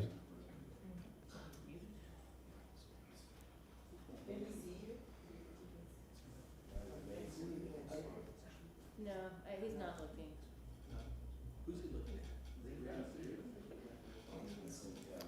Yeah. At this point, Okay. yeah. We have given it every opportunity, but I think we're going to go ahead and kill it. See, can you hear me now? No. Okay, we're gonna move on. CTTV, can you kill that feed, please? And let's go back to our regularly scheduled programming. Okay. Yeah, oh, you've got to kill it. Push the little X. Thank you. I was very uncomfortable. Applicant, would you please provide rebuttal and provide some clarification about the site plan and the restrictions, please? Sure. Alex Shaler, 400 North Ashley Drive. It's going to be really hard to follow that up. But I'm going to first provide some clarification about some of the comments that were made, specifically in regards to kind of the regulating authority of the plan. So we've committed to limited AB sales hours, as mentioned, 9 p.m. during the weekdays, 10 p.m. extended Thursday through Sunday. Those are binding. So those are listed on the site plan. Those are something that if this property were to change ownership, that new owner would have to comply with that, and that's enforceable by city. You would get a code violation if you were doing that later. We are committing, again, this is a site plan note, to no outdoor amplified sound. So the only sound that you're going to hear outside is people chattering and perhaps some children laughing, which we don't think is typically a huge problem. There will be no DJs outside. There will be no loud blasting music outside. identified. Again, this was all, we are doing this intentionally to be very sensitive because we do understand that Davis Islands does have a residential community that's, you know, just on the other side of the street from this establishment. I think that addresses all of the concerns that were raised. Oh, there was one more. I think there were some comments about this becoming a bar. We have a site plan note on here, which we've put on other AB applications in the past that we've designed to really restrict the uses that this could be. There's a note on the site plan that limits this operating with a license only a 2-cop or an SRX. So you cannot pull a 4-cop license for this. You cannot sell liquor here via, you know, the city's wet zoning. You cannot also go and pursue a state license to sell liquor here. This will be beer and wine only, or it'll be a restaurant. That's exactly what we've committed to on the site plan. Again, that note is also binding. Kind of pivoting to some thoughts I wanted to provide. There's a very large blanket fear of alcohol. And while I think that, you know, your job as council is to protect the neighborhood, there is and should be a delineation between protection and prohibition. If somebody wants to have a beer, if somebody wants to drink a glass of wine, that is very different than somebody going to Soho Saloon at 3 a.m. That cannot and will not happen here. We have, again, binding regulations in place to ensure that. As you saw here in the people that were nice enough to come out and speak on the application, there's a very clear divide here. There is a clear divide between people who want the island to stay exactly how it is today, with vacant buildings that aren't going to be adaptably reused and just be a waste of space. And there's people who have families and have children and who want places like this to go. And we feel that we have, you know, met our due burden here in making sure that the alcohol sales permission that you all would be approving is sensitive to the neighborhood.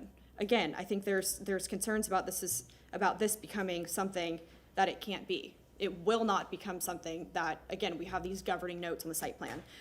So I think the main question before you all this evening is, should somebody be able to have a glass of wine or a beer here at 8 o'clock on a Thursday? Like that is a question out of grab and go out of a fridge. And I understand, again, that there are concerns about proximity to residential development, but that's why we've taken all of these different added measures. These waivers that are noted from the code, that's assuming that somebody is selling alcohol until 3 a.m. and that they're blasting music outside with the DJ. That's not what's happening here. It can't happen here, and it won't happen here. So with that, I think, again, the proposal that we have before you is very sensitive. We've taken every consideration into account here, and we feel that the value provided for this adaptive reuse is much, much more beneficial and far outweighs any kind of concerns about a future that we can't predict. And so with that, I request for your approval. Thank you. Thank you. Is there a motion to close? We have a motion to close from Councilman Maniscalco, second from? Second from Councilwoman Hurtak. All those in favor say aye. Aye. Opposed? Any discussion? I'll start. I mean, I mean, honestly, for those of you that are opposed, this is a really, really modest request. I mean, this has got to be one of the most modest requests I've ever seen for anywhere.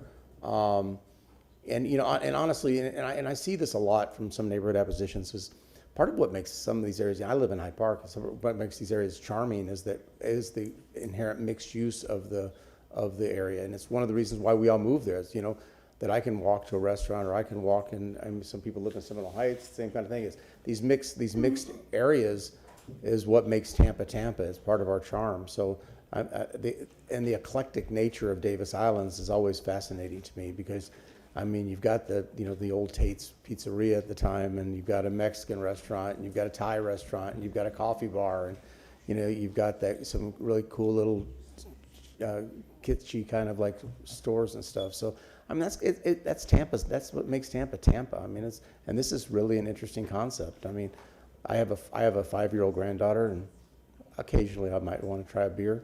So I mean, it sounds kind of interesting to me as well. But yeah, I mean, I think this is Tampa's Tampa, and I think those of us that live in these mixed-use areas, you know, this is part of why our property values are doing so well, and part of the reasons why people clamor to move into these neighborhoods. You know, there's lots of places in gated communities elsewhere that you don't have to experience that. It cracks me up. I've heard people have moved into downtown and then complain about the noise in downtown. I'm thinking, well, you moved to downtown because that's where it's all happening. This is where it's at. So that's my point. Councilwoman Hurtak? Or Councilman, anybody? No, just you. Oh, I don't know if you want to talk about discussion first, but the hearing needs to be reopened because of discussion of a revision sheet. Oh, so moved. Okay, we have a motion from Councilwoman Hurtak, a second from Councilman Vieira to reopen the hearing. All those in favor say aye. Aye. Aye, opposed, the ayes have it. Thank you so much, Councilor Sean, Doc Development Coordination. I just want to put on the record that in the staff report, there are revisions to be made between first and second reading, if that could be included in the motion. And also, there's a supplemental revision sheet, and that includes the hours which were mentioned by the applicant, and that will be revised and updated on the site Put on the plan site between plan. first and second reading. If you could include that in the motion, please. Perfect. And I'll submit it for the record. Thank you. Okay, Thank can we have another motion to close, please? We have a motion to close for Councilman Maniscalco, a second from Councilman Miranda. All those in favor say aye. Aye. Aye, opposed, the ayes have it. Councilwoman Hurtak. I understand the folks who were concerned about this, thinking that, yes, definitely, if it were to change hands, I would feel the same way.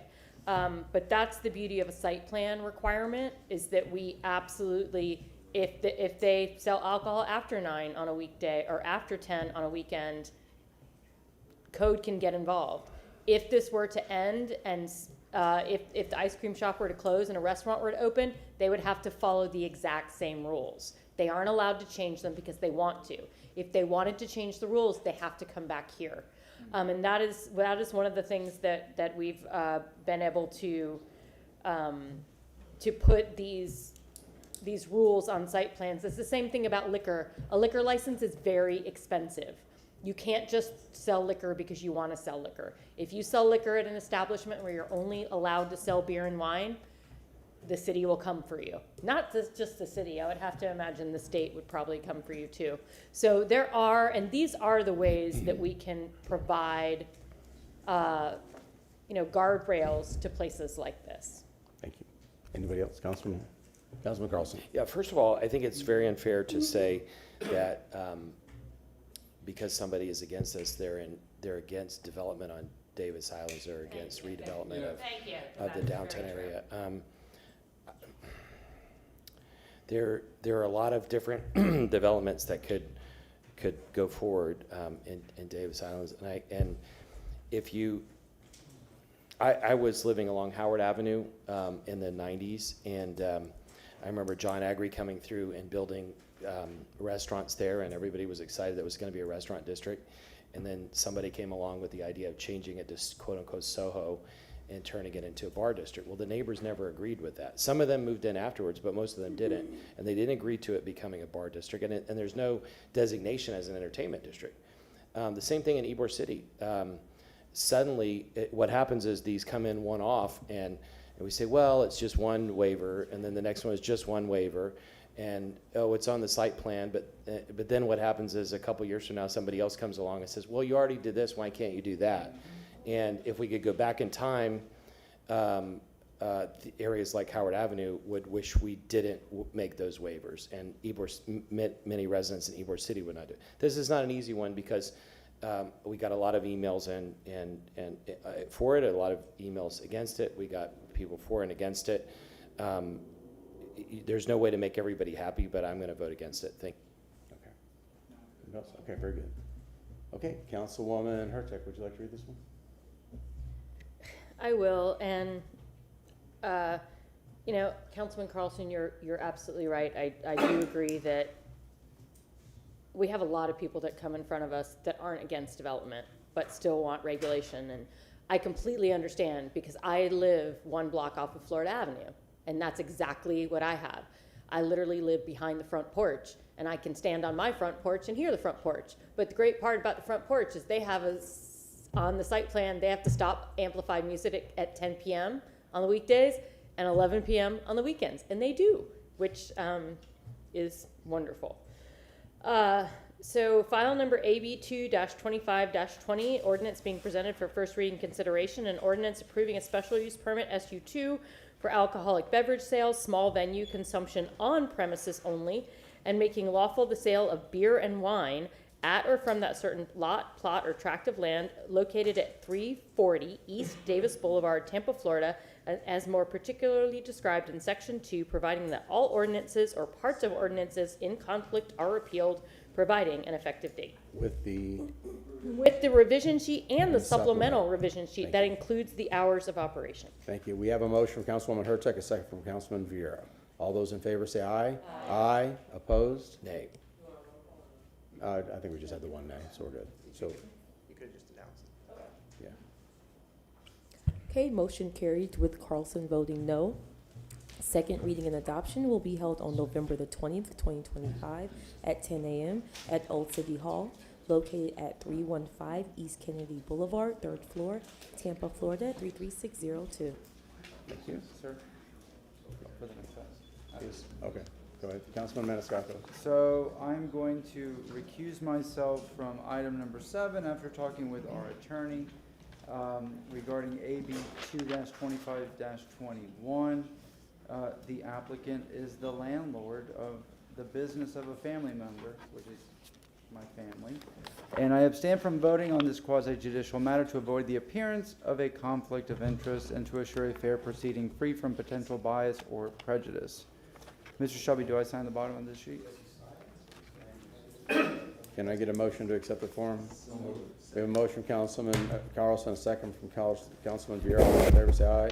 Aye. Opposed? Ayes have it. 1, 2, 3, 4 still. Okay, good. Goodbye. Okay, goodbye. Farewell. Is he knows that? You're funny.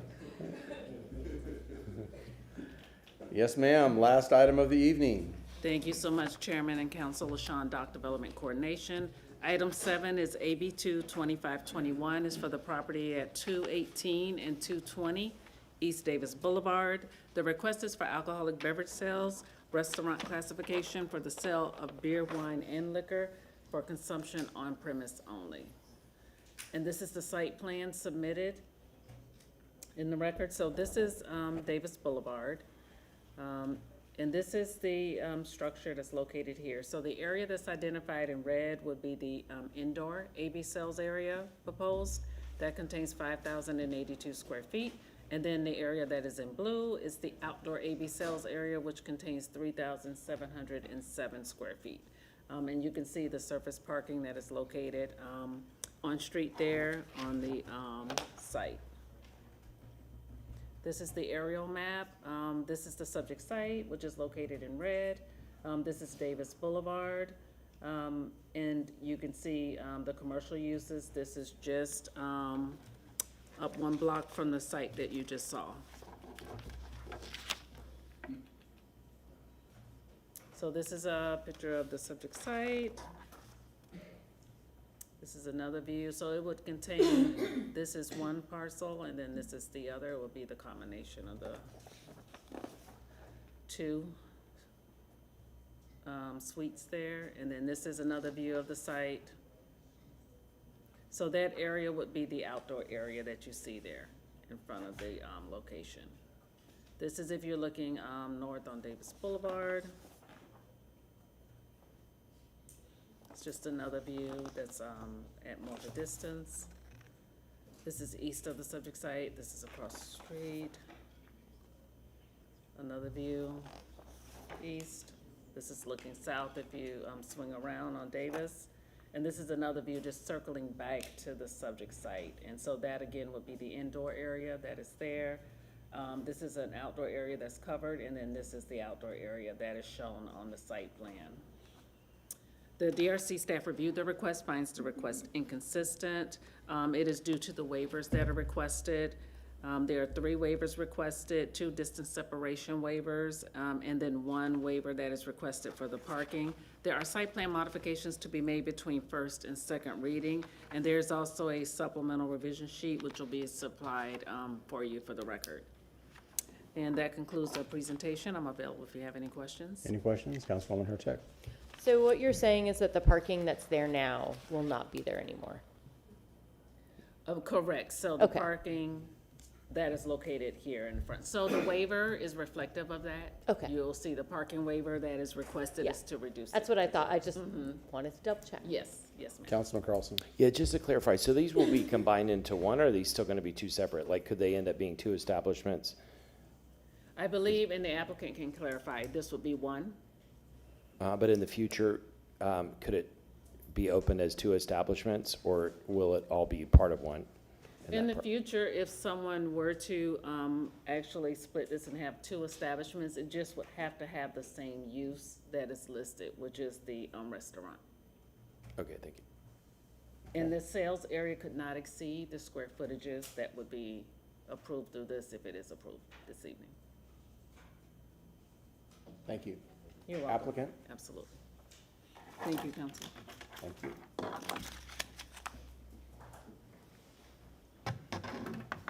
Good evening, Council. Tyler Hudson, 400 North Ashley Drive.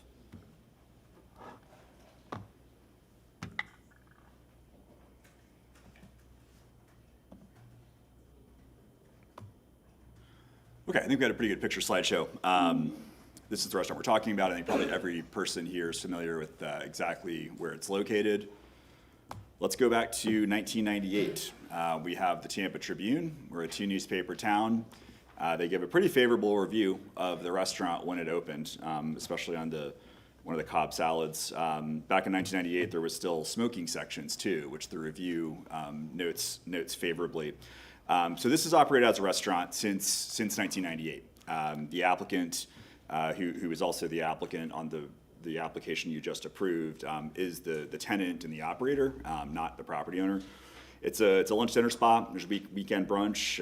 It's very popular with families. I've got a daughter that plays Bayshore Little League, Magnolia, and my wife's a coach. It's very full after games, after practices and whatnot. The parking lot area is quite popular with children, and I will talk about that in a second. And like everything, or like most places, unfortunately, on Davis Island, it did flood significantly during Helene was essentially totaled. So we are here because there is a gap in the wet zoning. So up is north. So you can see there on the bottom, the existing restaurant. That's the footprint of what still operates as 220, albeit I think everyone would probably agree with a little bit less pep in its step than it used to at one point. In the middle, there was a laundromat and a yogurt shop. I don't think at the same time, but at one point. That area is not wet zoned. And then on the north end, there was a pizza place at one point. So we're dealing with a gap in the wet zoning. It was operated as two separate restaurants. This will be operated as a single restaurant. If there's any particular council concerned about that, I'm happy to address that. This is the gap overlaid on the floor plan. And that's not hypothetical. This is what we have building permits for and are ready to spend hundreds of thousands of dollars constructing. This is not just a nice thing that an architect cooked up. This is exactly what the space layout is going to look like. And I'm going to zoom in a little bit and note two things. The first is the occupancy, that they're setting this up as 165 plus standing room. That doesn't include some of the exterior patio, which is probably another 20 or so chairs out there. But let's talk about, I can't make it any more clear on the right side, but let's walk through what is the new area that's being wet zoned. What is that going to be used for? From the bottom left, bathroom foyer. We go up from there, bathrooms. Above that, bar storage. To the right, we're going clockwise. That's sort of a private kind of room that can be rented. Then we go down, and the new wet zone does include the seated bar that's on the northern side of the restaurant. Then you go down, and it's the entry foyer. Now, it's standard practice. It's really the city recommendation that you want to really wet zone the entire building because things can change over time. But it's worth noting and what your eyes tell you that not every single part of this new wet zoning area is going to be packed with people. A lot of this is really back of house space, which every restaurant needs, as any of you, and I think some of you have worked in restaurants, knows. So as far as what exists today, you could operate two separate restaurants today. They would be inefficient, they wouldn't work well, and that's why the restaurants that are on site and those businesses, I think, have struggled. And I think many of the folks that are here who live on Davis Island would probably agree to that. we could keep the incredibly unsafe parking condition as is. That's not even a curb cut. The sidewalk just bleeds right into the street. One of the pictures that LaShawn showed, does anything look strange about the location of the black Denali? It's parked on the sidewalk. The reason it's parked on the sidewalk is because there's no curb separating the street from the sidewalk. Right over here, off camera here, is DI Coffee Bar, kind of the unofficial headquarters of Davis Islands, where probably everyone behind me is there pretty frequently. See people walk out, they go to the right, to again, not even a curb cut, a at-grade sidewalk into street situation. It is a horrible, horrible idea. The city code would require 63 parking spaces. If we were to build those in the attendant parking garage, there would be a lot more people here. I can promise you that. All we have are 8. There have been 8 spaces on site, off street, since this restaurant has been open and operating. As all of you know who know Davis Island, like you can see on screen, the entire, that's right, thank you, Alex. Because everyone knows who's been to Davis Island, when you go down Davis Boulevard southwards, down to Chesapeake, where the commercial district really ends, it's all angled 45-degree spaces on both sides. There are very few curb cuts. That's what leads to a pretty safe, nice feeling of the village that everyone here loves. This is a glaring and massive exception. You can see there's 2 huge drive aisles going in and out of a piece of concrete that serves 8 parking spaces. What we are proposing to do is to install at the developer's expense 7 on-street parking spaces in the right-of-way, angled to match the orientation of the parking spaces that exist in front of Thai Islands and DI Coffee Bar to the north, and then as you go further south with OG and the old pharmacy post office to the south. That's the goal, is to make this piece of the Davis Island Village match what's already there. We think that's a really good idea. So does the city, because 4 years ago, the city reached out to the landlord and suggested this exact same thing. Whether it's Vision Zero, you don't even need to be deep in the literature and scholarship of pedestrian safety to see that this makes absolutely no sense in its current configuration. It is an aberration, it looks weird when you drive by it, and it really invites people, like I'm sure the guy in the black Denali in that photo was in a hurry, to do things like park on the sidewalk.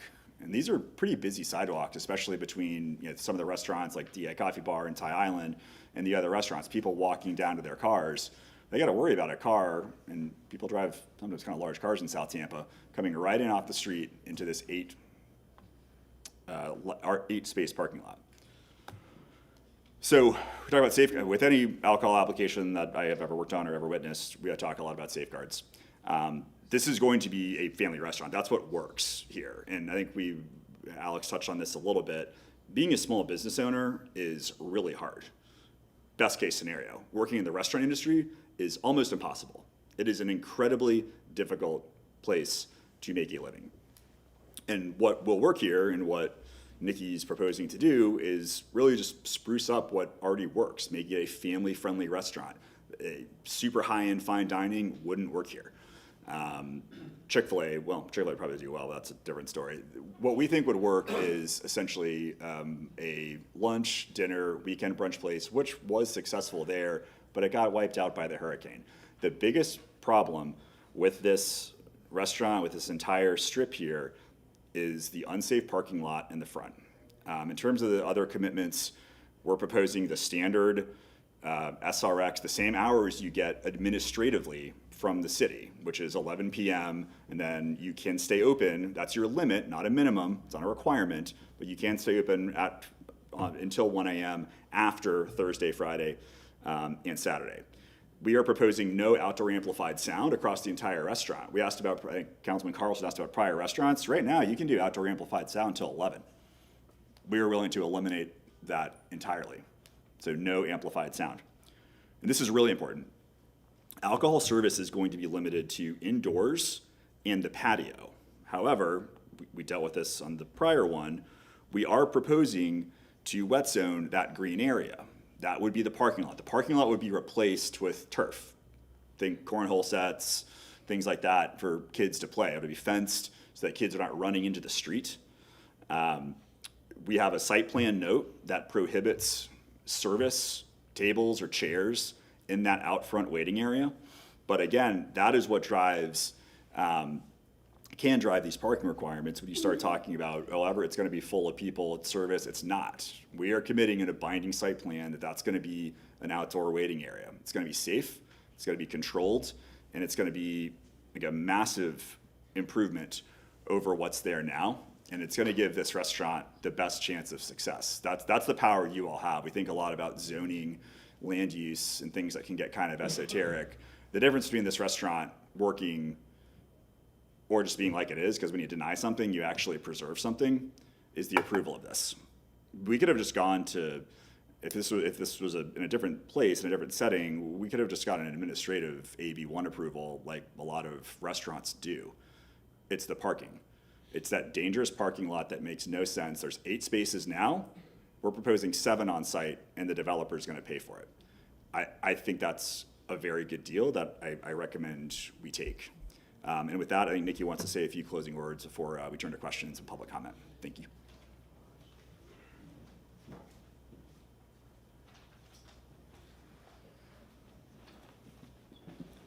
Hey guys, it's me again. So I don't know about, yeah. Hey, start with your name, please. Yeah, Nikki Patel, and I'm a Davis Island resident.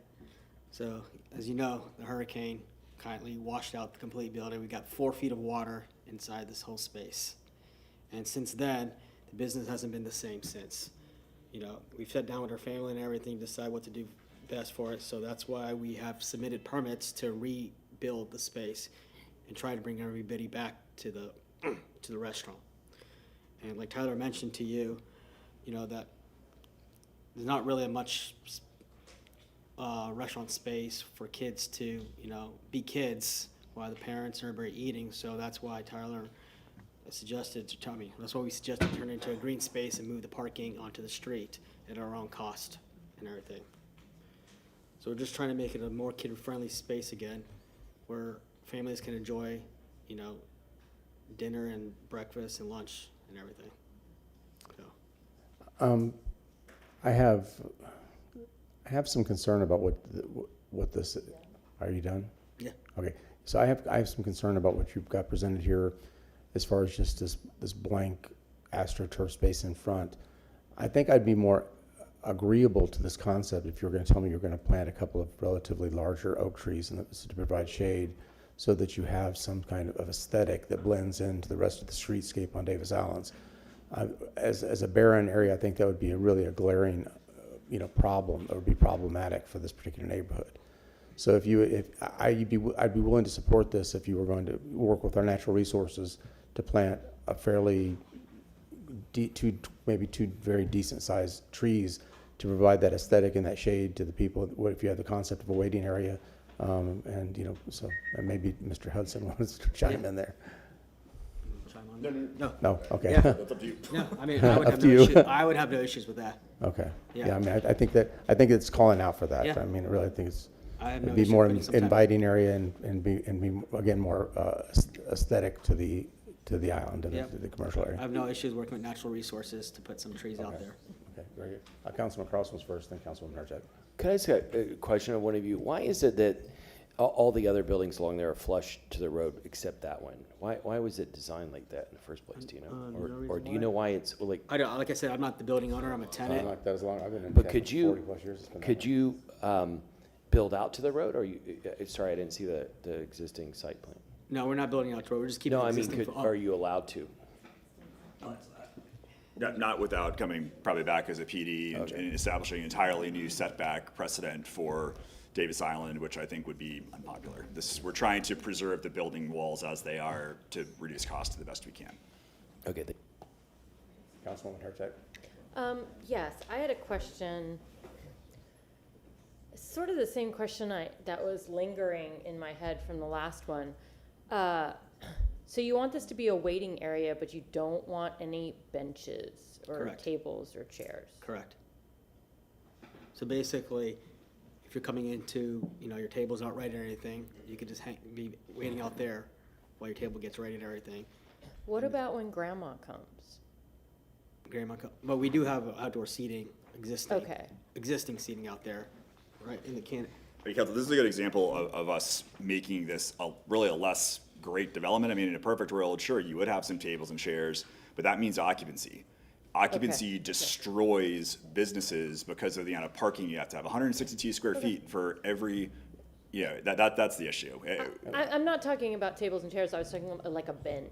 Between us, I think benches would be okay because we didn't list it out. We're trying to make the commitment in as explicit language as we can to the neighbors that we're not gonna serve people here. Okay. Someone can walk outside, because if we didn't wet zone this, we wouldn't have this occupancy issue, but we'd have replete non-compliance because someone's gonna go check on their kid, they're gonna have a glass of wine, and we're trying to do this the right way. So that's why we decided to wet zone it, but we're just trying to make the commitment that no sales are allowed, no kiosk. We can't have a little beer cart outside selling. You cannot sell alcohol. Pause for a second, because I agree with Councilwoman Hurtak. What could we place on this site plan that would allow them to place benches, but still is not wet zone? No, it is. That's what I'm sorry, they are wet zoning. So that's right. She's looking at. This is you're rewriting the code. Please fix this because we're really in a tough place with this. We are trying to commit to the neighbors that it's not going to be a raging outdoor bacchanal on this green turf area. We're not doing that.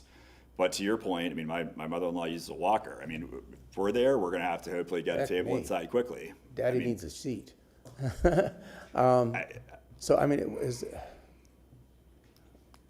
how problematic is that adding an opportunity to? I mean, I think you could maybe add a limit on the number, like 4 benches, of a bench or two. But again, we didn't want to volunteer this. We're volunteering this because we know how sensitive. I'm just trying to make it more. We appreciate that. More of an asset than a. We appreciate that, but we've been trying to take. I mean, Nikki knows well since we've been working together on this that this is South Tampa can be tough because people are afraid of change, and we understand that. And this island's gone through a hell of a lot. And I think when you're anxious, you have a tendency to catastrophize. And I think when folks said you can fit 350 people there, we're not going to do that.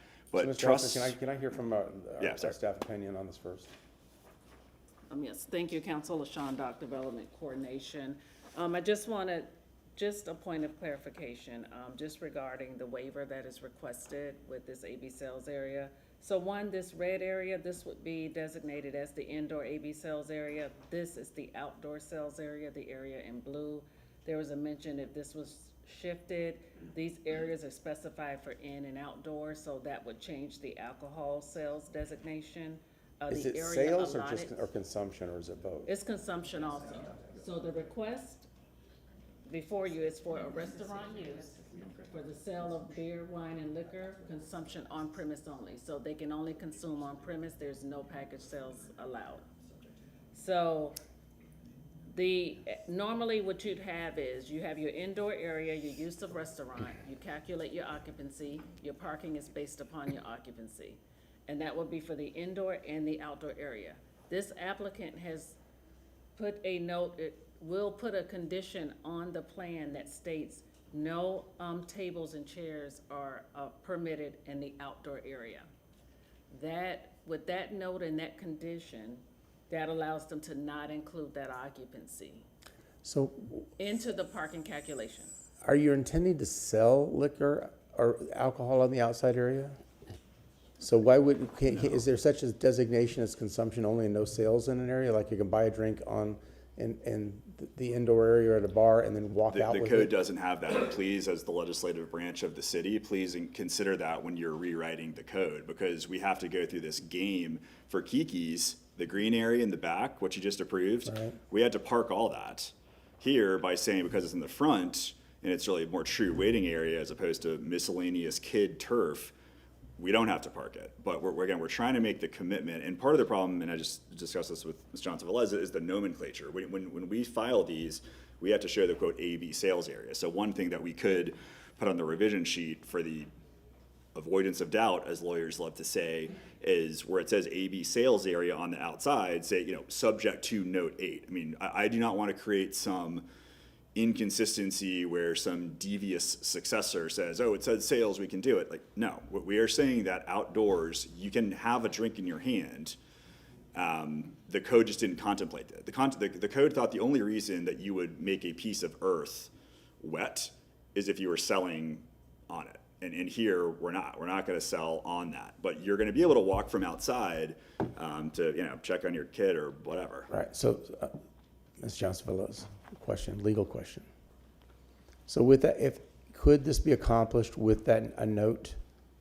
I think if the applicant and staff can work together on coming up with something, it is possible. I think that the way the labels are currently, on the indoor space and the outdoor space, the labels are exactly the same. Right. So to me, that has the same meaning. Then there's note 6 that speaks to no food service in the outdoor area except where it's kind of hashed, but it still says sales area. So I think there's an inconsistency between the notes and the site plan as it's currently So is set. this something that could be resolved between first and second? If I can just suggest, I think perhaps labeling a AB consumption area outside, again, part of it were prisons of the vernacular of this code. I'm under oath, I'm telling you on the record, we're not selling alcohol outside, so I'm confident that Ms. Johnson-Veloz and I can work on something that really tightly. We could resolve that outdoor area could be consumption only, add 4 or 5 benches of allowable, no more than X number of benches allowable, for consumption only, no sales on the outdoor area. Yeah. You want sales and consumption. Yeah, that's part of the patio. Yeah. And part of it's the colors, like there's. So let's, maybe we can put it a different color. Yeah, maybe we get 3 So- colors. So Maybe we do 3 colors. Susan Johnson-Veloz, Legal Department. So I think this area, part of the outdoor area, there will be sales and Sales, yeah, consumption. because that's the CS. This larger area, we were talking about maybe doing it a different color so that you know The what's. waiting area, what's from what. yeah, yeah. Correct. They're No, gonna- no consumption, but no sales, so whatever we come. I think that with some benches and cleaner a couple of trees cross-hatching, would be a too. nice addition for Davis Islands. I think that would be great. Yeah, we're gonna clean up the cross-hatching. They'll freak out. I'm not actually blaming them, but the engineers don't always have the best cross-hatching, so we'll make sure that it's very clear. Throw the on engineer under the bus. Exactly what we're talking about. Yeah, thank you. Okay, is the applicant okay with all of that? Yeah. Yeah, on behalf of the applicant, he is okay with that. Okay, anybody else have any questions? Okay, very good. And we need a motion to close that.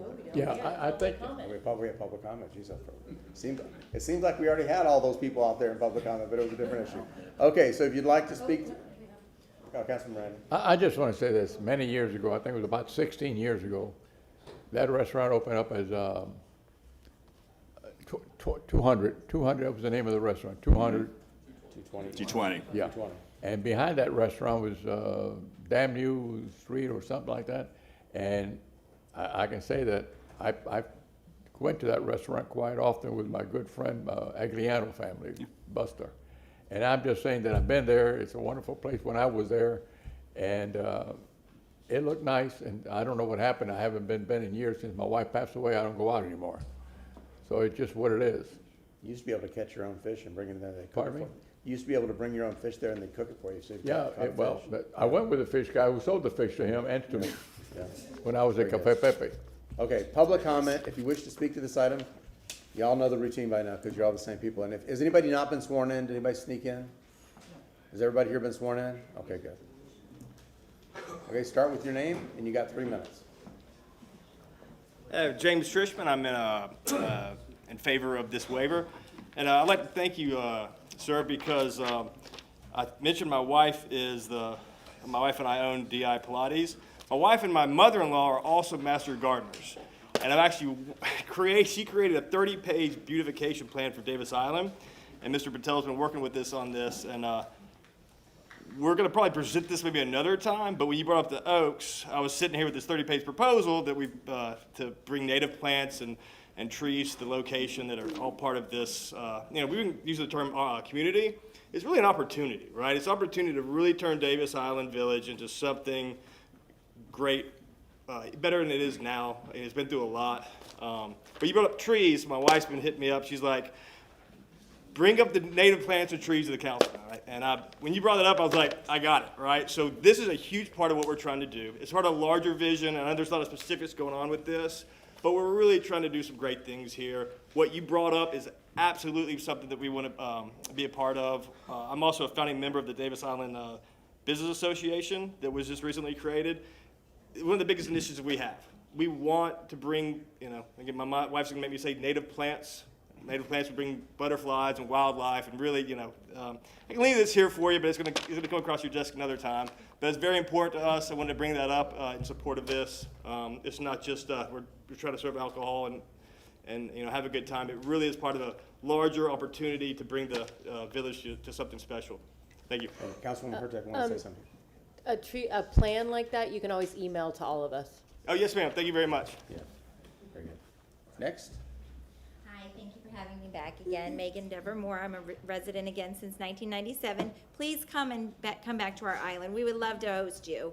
And I think I'm in a unique position because I have seen this island grow in the last 20 plus years, and I am overjoyed with all the wonderful improvements that are being made.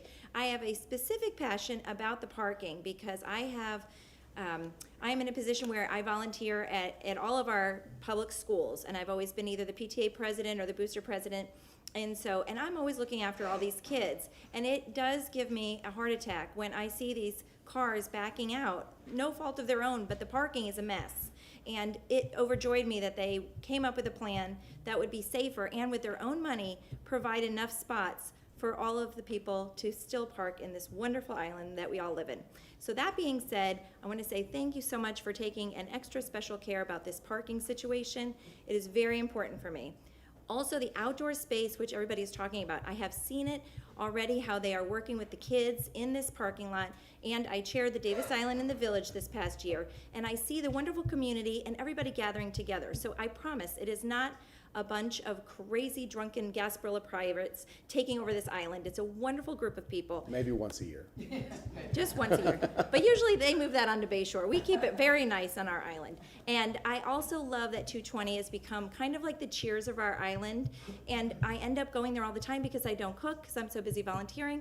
And I just love it, and I want it to flourish. So think with your hearts about the community. Thank you so much. Thank you. Have a good, wonderful night. Next. They come in twos. Yeah, it's just easier. Mike and Michelle Grizel, 108 Chesapeake Avenue. Just a little note on this, like we said before, we have 8-year-old twin girls that go to Gorey Elementary. We frequent 220 at least 4 to 5 nights a week, so we are there all the time. Our kids are there all the time. So the whole parking situation of the parking lot is extremely important to us. And then obviously just the overall excitement of getting that whole building where OG Pizza has been vacant for 5+ years, doing absolutely nothing for our community. It's just such a refreshing thing to kind of get some new things. I loved your idea of the trees for shade for our kids and stuff like that. So we're really, really excited about this opportunity in our village. Very good. What she said. No, I mean, essentially, I mean, we really love, I mean, again, 220 is the only place that's currently open and exists on the island that is the Cheers, like Megan had mentioned, that ultimately all the other families, it's a meeting place, you run into your neighbors, your friends, and it's just a great, friendly environment. But the way that it's existed with those 8 parking spots, for whatever reason, the building was designed that way at some point in time. One of the gentlemen back there had mentioned that it was a 7-Eleven, I guess, years ago, and that's why it was set in like that. But when we initially heard that there was opposition to eliminating those parking spaces as though they were a benefit to be up against the building like that, I was quite astonished because we are there very frequent, and our kids are out front, other families' kids are out there, and there's no place for the kids to really be safe. And, you know, to have an ingress and egress, going over a sidewalk also just, yeah, it's just a big safety issue and concern ultimately, and really for maximizing enjoyability out of the space and area. So. Very good. Well, go Jaguars. Yeah, yes, go Jaguars. I do all the Gorey gear, so yes, go Jaguars. I've got a granddaughter there in Canada. Oh, perfect. Thank you. Hi, Shauna Wiggs, Davis Island resident. I loved your idea about the trees. One of the things I like about this proposal is it makes both streets more uniform. So you move the spots out, you maybe add some trees, it gives you a safe place to walk. My son's 8, he plays Bayshore Little League. Him and his friends are out there all the time in this parking lot running around, and it's just so dangerous. I can't stress enough how dangerous that parking situation is. So of anything that we've said tonight, if we can just solve that problem, that would be the biggest issue to me. So I appreciate you guys considering it. Thank you. Thank you. Next speaker. Okay, Danielle Shoemaker again. Like I said, I've lived here for 17 years. I've seen so much change go on with the island. I didn't say previously that I do have 2 children, 14 and 15. So I've grown up with softball, baseball, Bayshore on the island. And my daughter actually has broken her arm tripping across a curb right in front of Island Pizza. So I do strongly feel that there is something that needs to be done with that front parking area. Also, I don't know if they have to follow the same FEMA with building. You guys had said something about why don't they bump it out? Well, there's, you're damned if you do and damned if you don't on Davis Island because of FEMA and regulations of building new. So, looking at those pictures previously when you guys put up all the pictures, I mean, it's kind of embarrassing on how poorly and how shabby everything looks.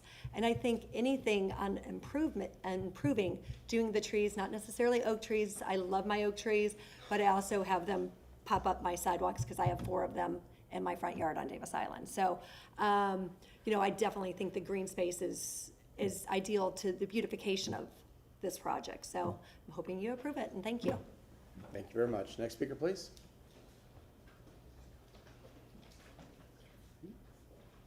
Hi, Jeff Single, all the way? All right, there you go. Perfect. All right, perfect. Jeff Single, longtime Davis Island resident, but I am also the operating partner at 220 East. I live right behind the village, so I hear the noise, I hear all that. The one thing that I can answer best than anybody else in this room is how unsafe that parking lot is. So every day I'm there, so if you see where this white car is, that's completely illegally parked, so it's blocking the entrance. So someone that's turning right into our lot, they can't see if somebody's walking. I see it every single day. Someone walking their dog, yanking the dog back. Someone walking with their kids, pulling the kids back. Every single Wednesday, Thursday, Friday, Saturday night, I'm putting cones out so the kids can play in our parking lot. It's a nice, safe, easy place to play, and that way no one can turn in and injure them. So I'm highly for it. Brings safety, brings kind of more symmetrical to the whole island, and the whole little village will look much better. That's all I got. Thanks. I'm just thankful you don't have a picture with my car illegally parked. What's that? I said I'm thankful you don't have a picture with my car that are illegally parked. Well, it's every day. It's every day because no one can find the parking for DI Coffee and they run in, and that's what's happened. So it'll be much safer. Councilman Was that a sworn confession? Yeah, exactly. Yes, sir. Council members, again, DJ Hamilton, 610 Columbia Drive, Davis Island resident for 15 years and business owner there in the village. Mostly, I just want to really get behind moving these parking spaces to the street. I cannot express enough how many times I've been eating outside of 220 in the patio area and have jumped up in horror as someone is whipped around into the corner, into that lot, and missed a kid by 10 feet. It needs to be changed. Now, as far as the village beautification that James spoke on earlier, again, we're behind that with DEVA 100%. And a green space in that parking lot area would look beautiful for the beautification of our village. And we hope you support it. Thank you. Thank you. Good evening again, Chris Bentley.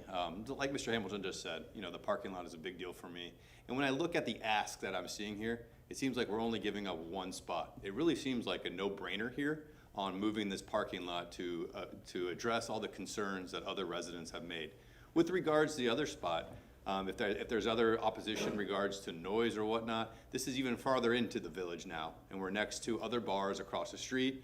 We're even near Islands Pizza or Anchor Bar. All those are in that vicinity. So I think this is really a no-brainer, kind of like the previous request. So I appreciate your time.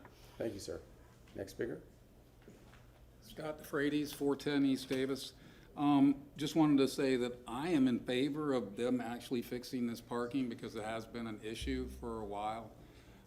As a Davis Island Civic Association board member, we didn't have a problem with this from the board standpoint. We did have a problem with the previous one, but you guys have already decided that. I do want to address a couple of things that were said earlier by the groups here, and that is that old-time residents don't necessarily mean that we don't want change. We want controlled change. You have waivers for a reason. So those waivers should be carefully scrutinized by this group. And those are the things. This, I believe, is 3 waivers. The last one was 2 waivers. As we encroach closer to the neighborhood, to the residential areas, we need to be respectful of that. One of my responsibilities on Davis Islands is that I'm also working with the Tampa Police Department as the neighborhood watch coordinator.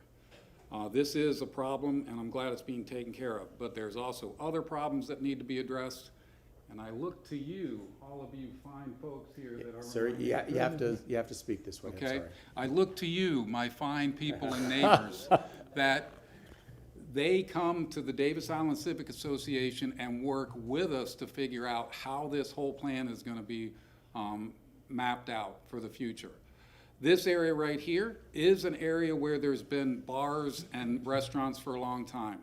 We don't want it to creep into the neighborhood, but take care of this parking, and I'm totally in favor of it. And us longtime residents are not adverse to change. And we want to work together with the businesses, which are most of the people here today.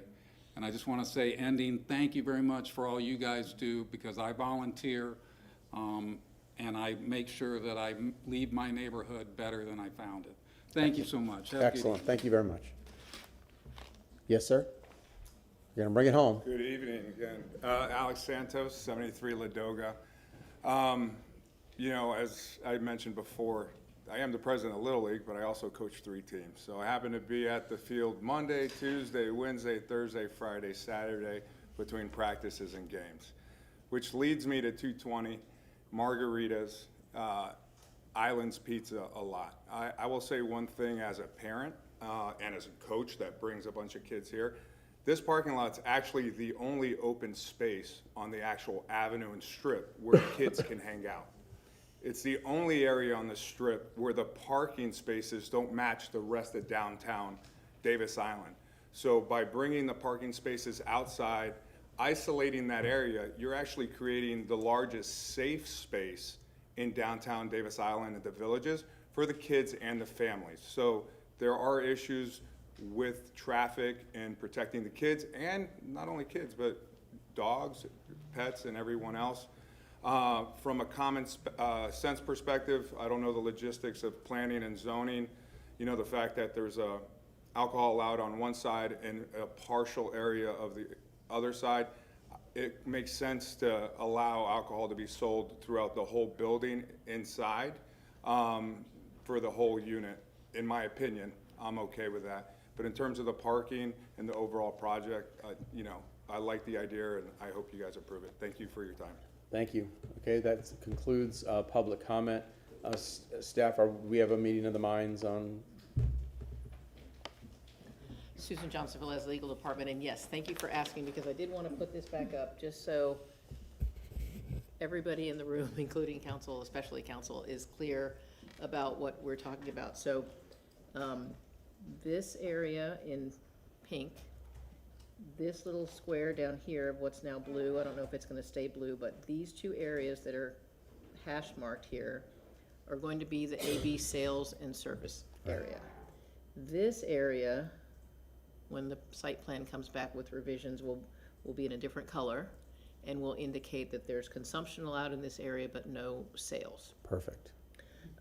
We're also gonna work on, I and staff are gonna work with the applicant on rewording Note 6, which currently I think conflicts a little bit with what's shown on the site plan and what will be, so to accurately depict what will be shown on the site plan. And then finally, because this area is going to be an AB sales area, sales and service area, it will need to be counted towards the required parking. So additional waiver. Right, it'll be 63 plus whatever the additional occupancy turns out to be, but either way, council is being asked to reduce whatever that number is down to 0. Okay. Okay. And they'll work with natural resources to figure out what they can accommodate there for the trees. I'll let Mr. Hudson address that. Can you leave that there? Sure. I have more questions. I just want to ask one question. We haven't talked about, I know that more likely than ever be outside amplified music, but maybe we would have put that on. I think that was on there already. Yeah, it is. So, there? it's currently allowed. We're eliminating it for the whole Thank you very property. On the natural resources piece, I know we live in a low trust society. I would ask that we maybe not regulate that. It could be shade structures. I don't know exactly what that could look like. I'm happy to put a note, and I know the applicant's happy to put a note to coordinate with, but I don't think we can yet commit to where trees would go on here, because we've got, rooting issues. We want to make this place really inviting, but it might be a shade structure. It might not be a tree. If y'all insist, we're not going to look a gift horse in the mouth, but I want to be careful to not overcommit. Well, I think it's reasonable to consult with natural resources. I mean, like if they came through and said that a tree would not live here for some particular reason, but and it might be more along if there's viability, I would think that the natural. We're happy to consult. I just don't want to have a site plan note that binds us to like a number of trees. We will absolutely consult with natural resources, and that's fine going on the revision sheet. I thought 2 was pretty reasonable. Yeah, before second reading. There's also 2 planters on here that are proposed. Oh, thanks. There are 2 planters. Yeah, those are as those Alex 2. just Those said. what are those crappy parking lot trees that? That's not their Latin name, but I know what you're referring to. Yeah. So I do have a question or comment now that I've looked at this a little more carefully. You're saying that the area, to us it looks purple. I guess maybe it's supposed to be blue. That's going to be fenced in, you're saying? That's the plan, right? The fence? Yes. Okay, so then I'm going to put on my bike helmet and tell you that getting a bike inside a fenced gated area is a giant pain.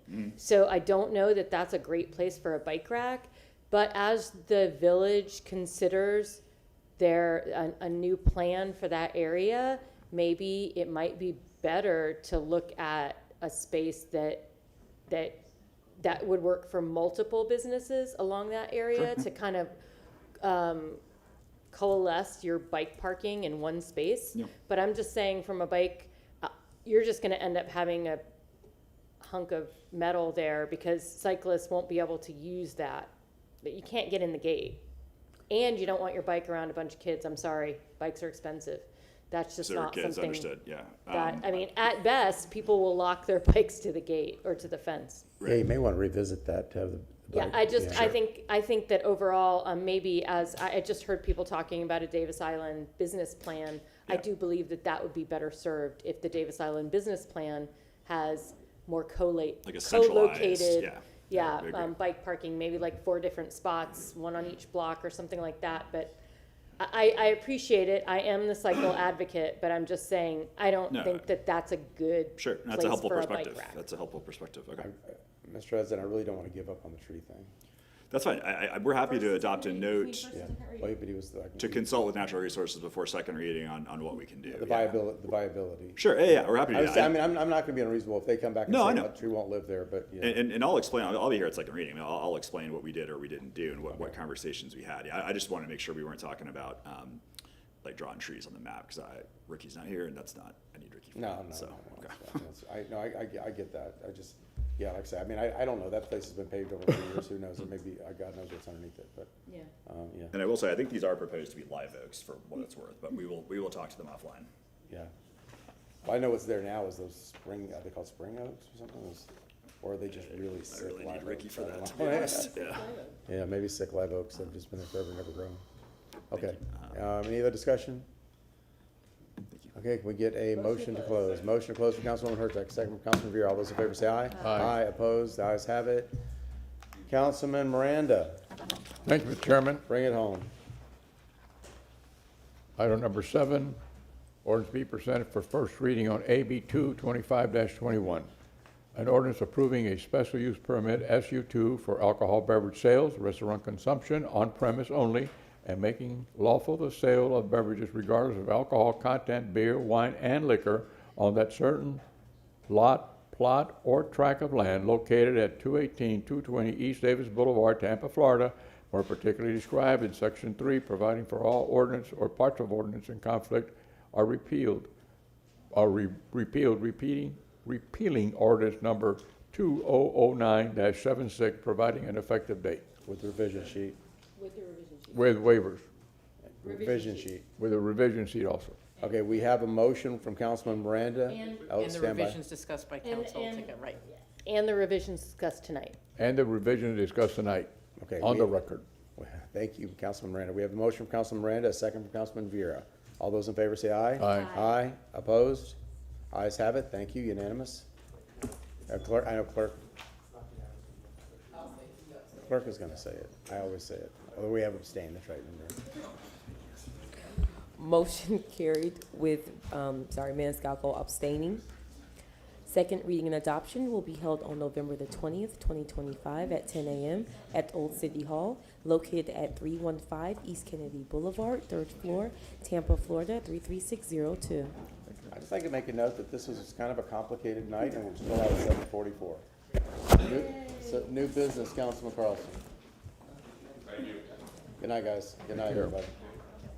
Thanks for coming out. Thank you. New business, none? Councilman Bria, new business? Thank you, I'm not kidding. Councilwoman Come Hurtak? see us. Bien, Councilman ¿cómo anda Moran, todo? Buenos dias. I did just join the board, so I am here now. Oh, thank you. Councilman Miranda, any new business? No, sir. Okay, motion to receive and file? So moved. We have a motion from Councilman Miranda, second from Councilwoman Hurtak. All those in favor say aye. Aye. Opposed? I will see you all at, well, those of you that can, 3 p.m. council chambers for swearing in of our councilwoman. Welcome.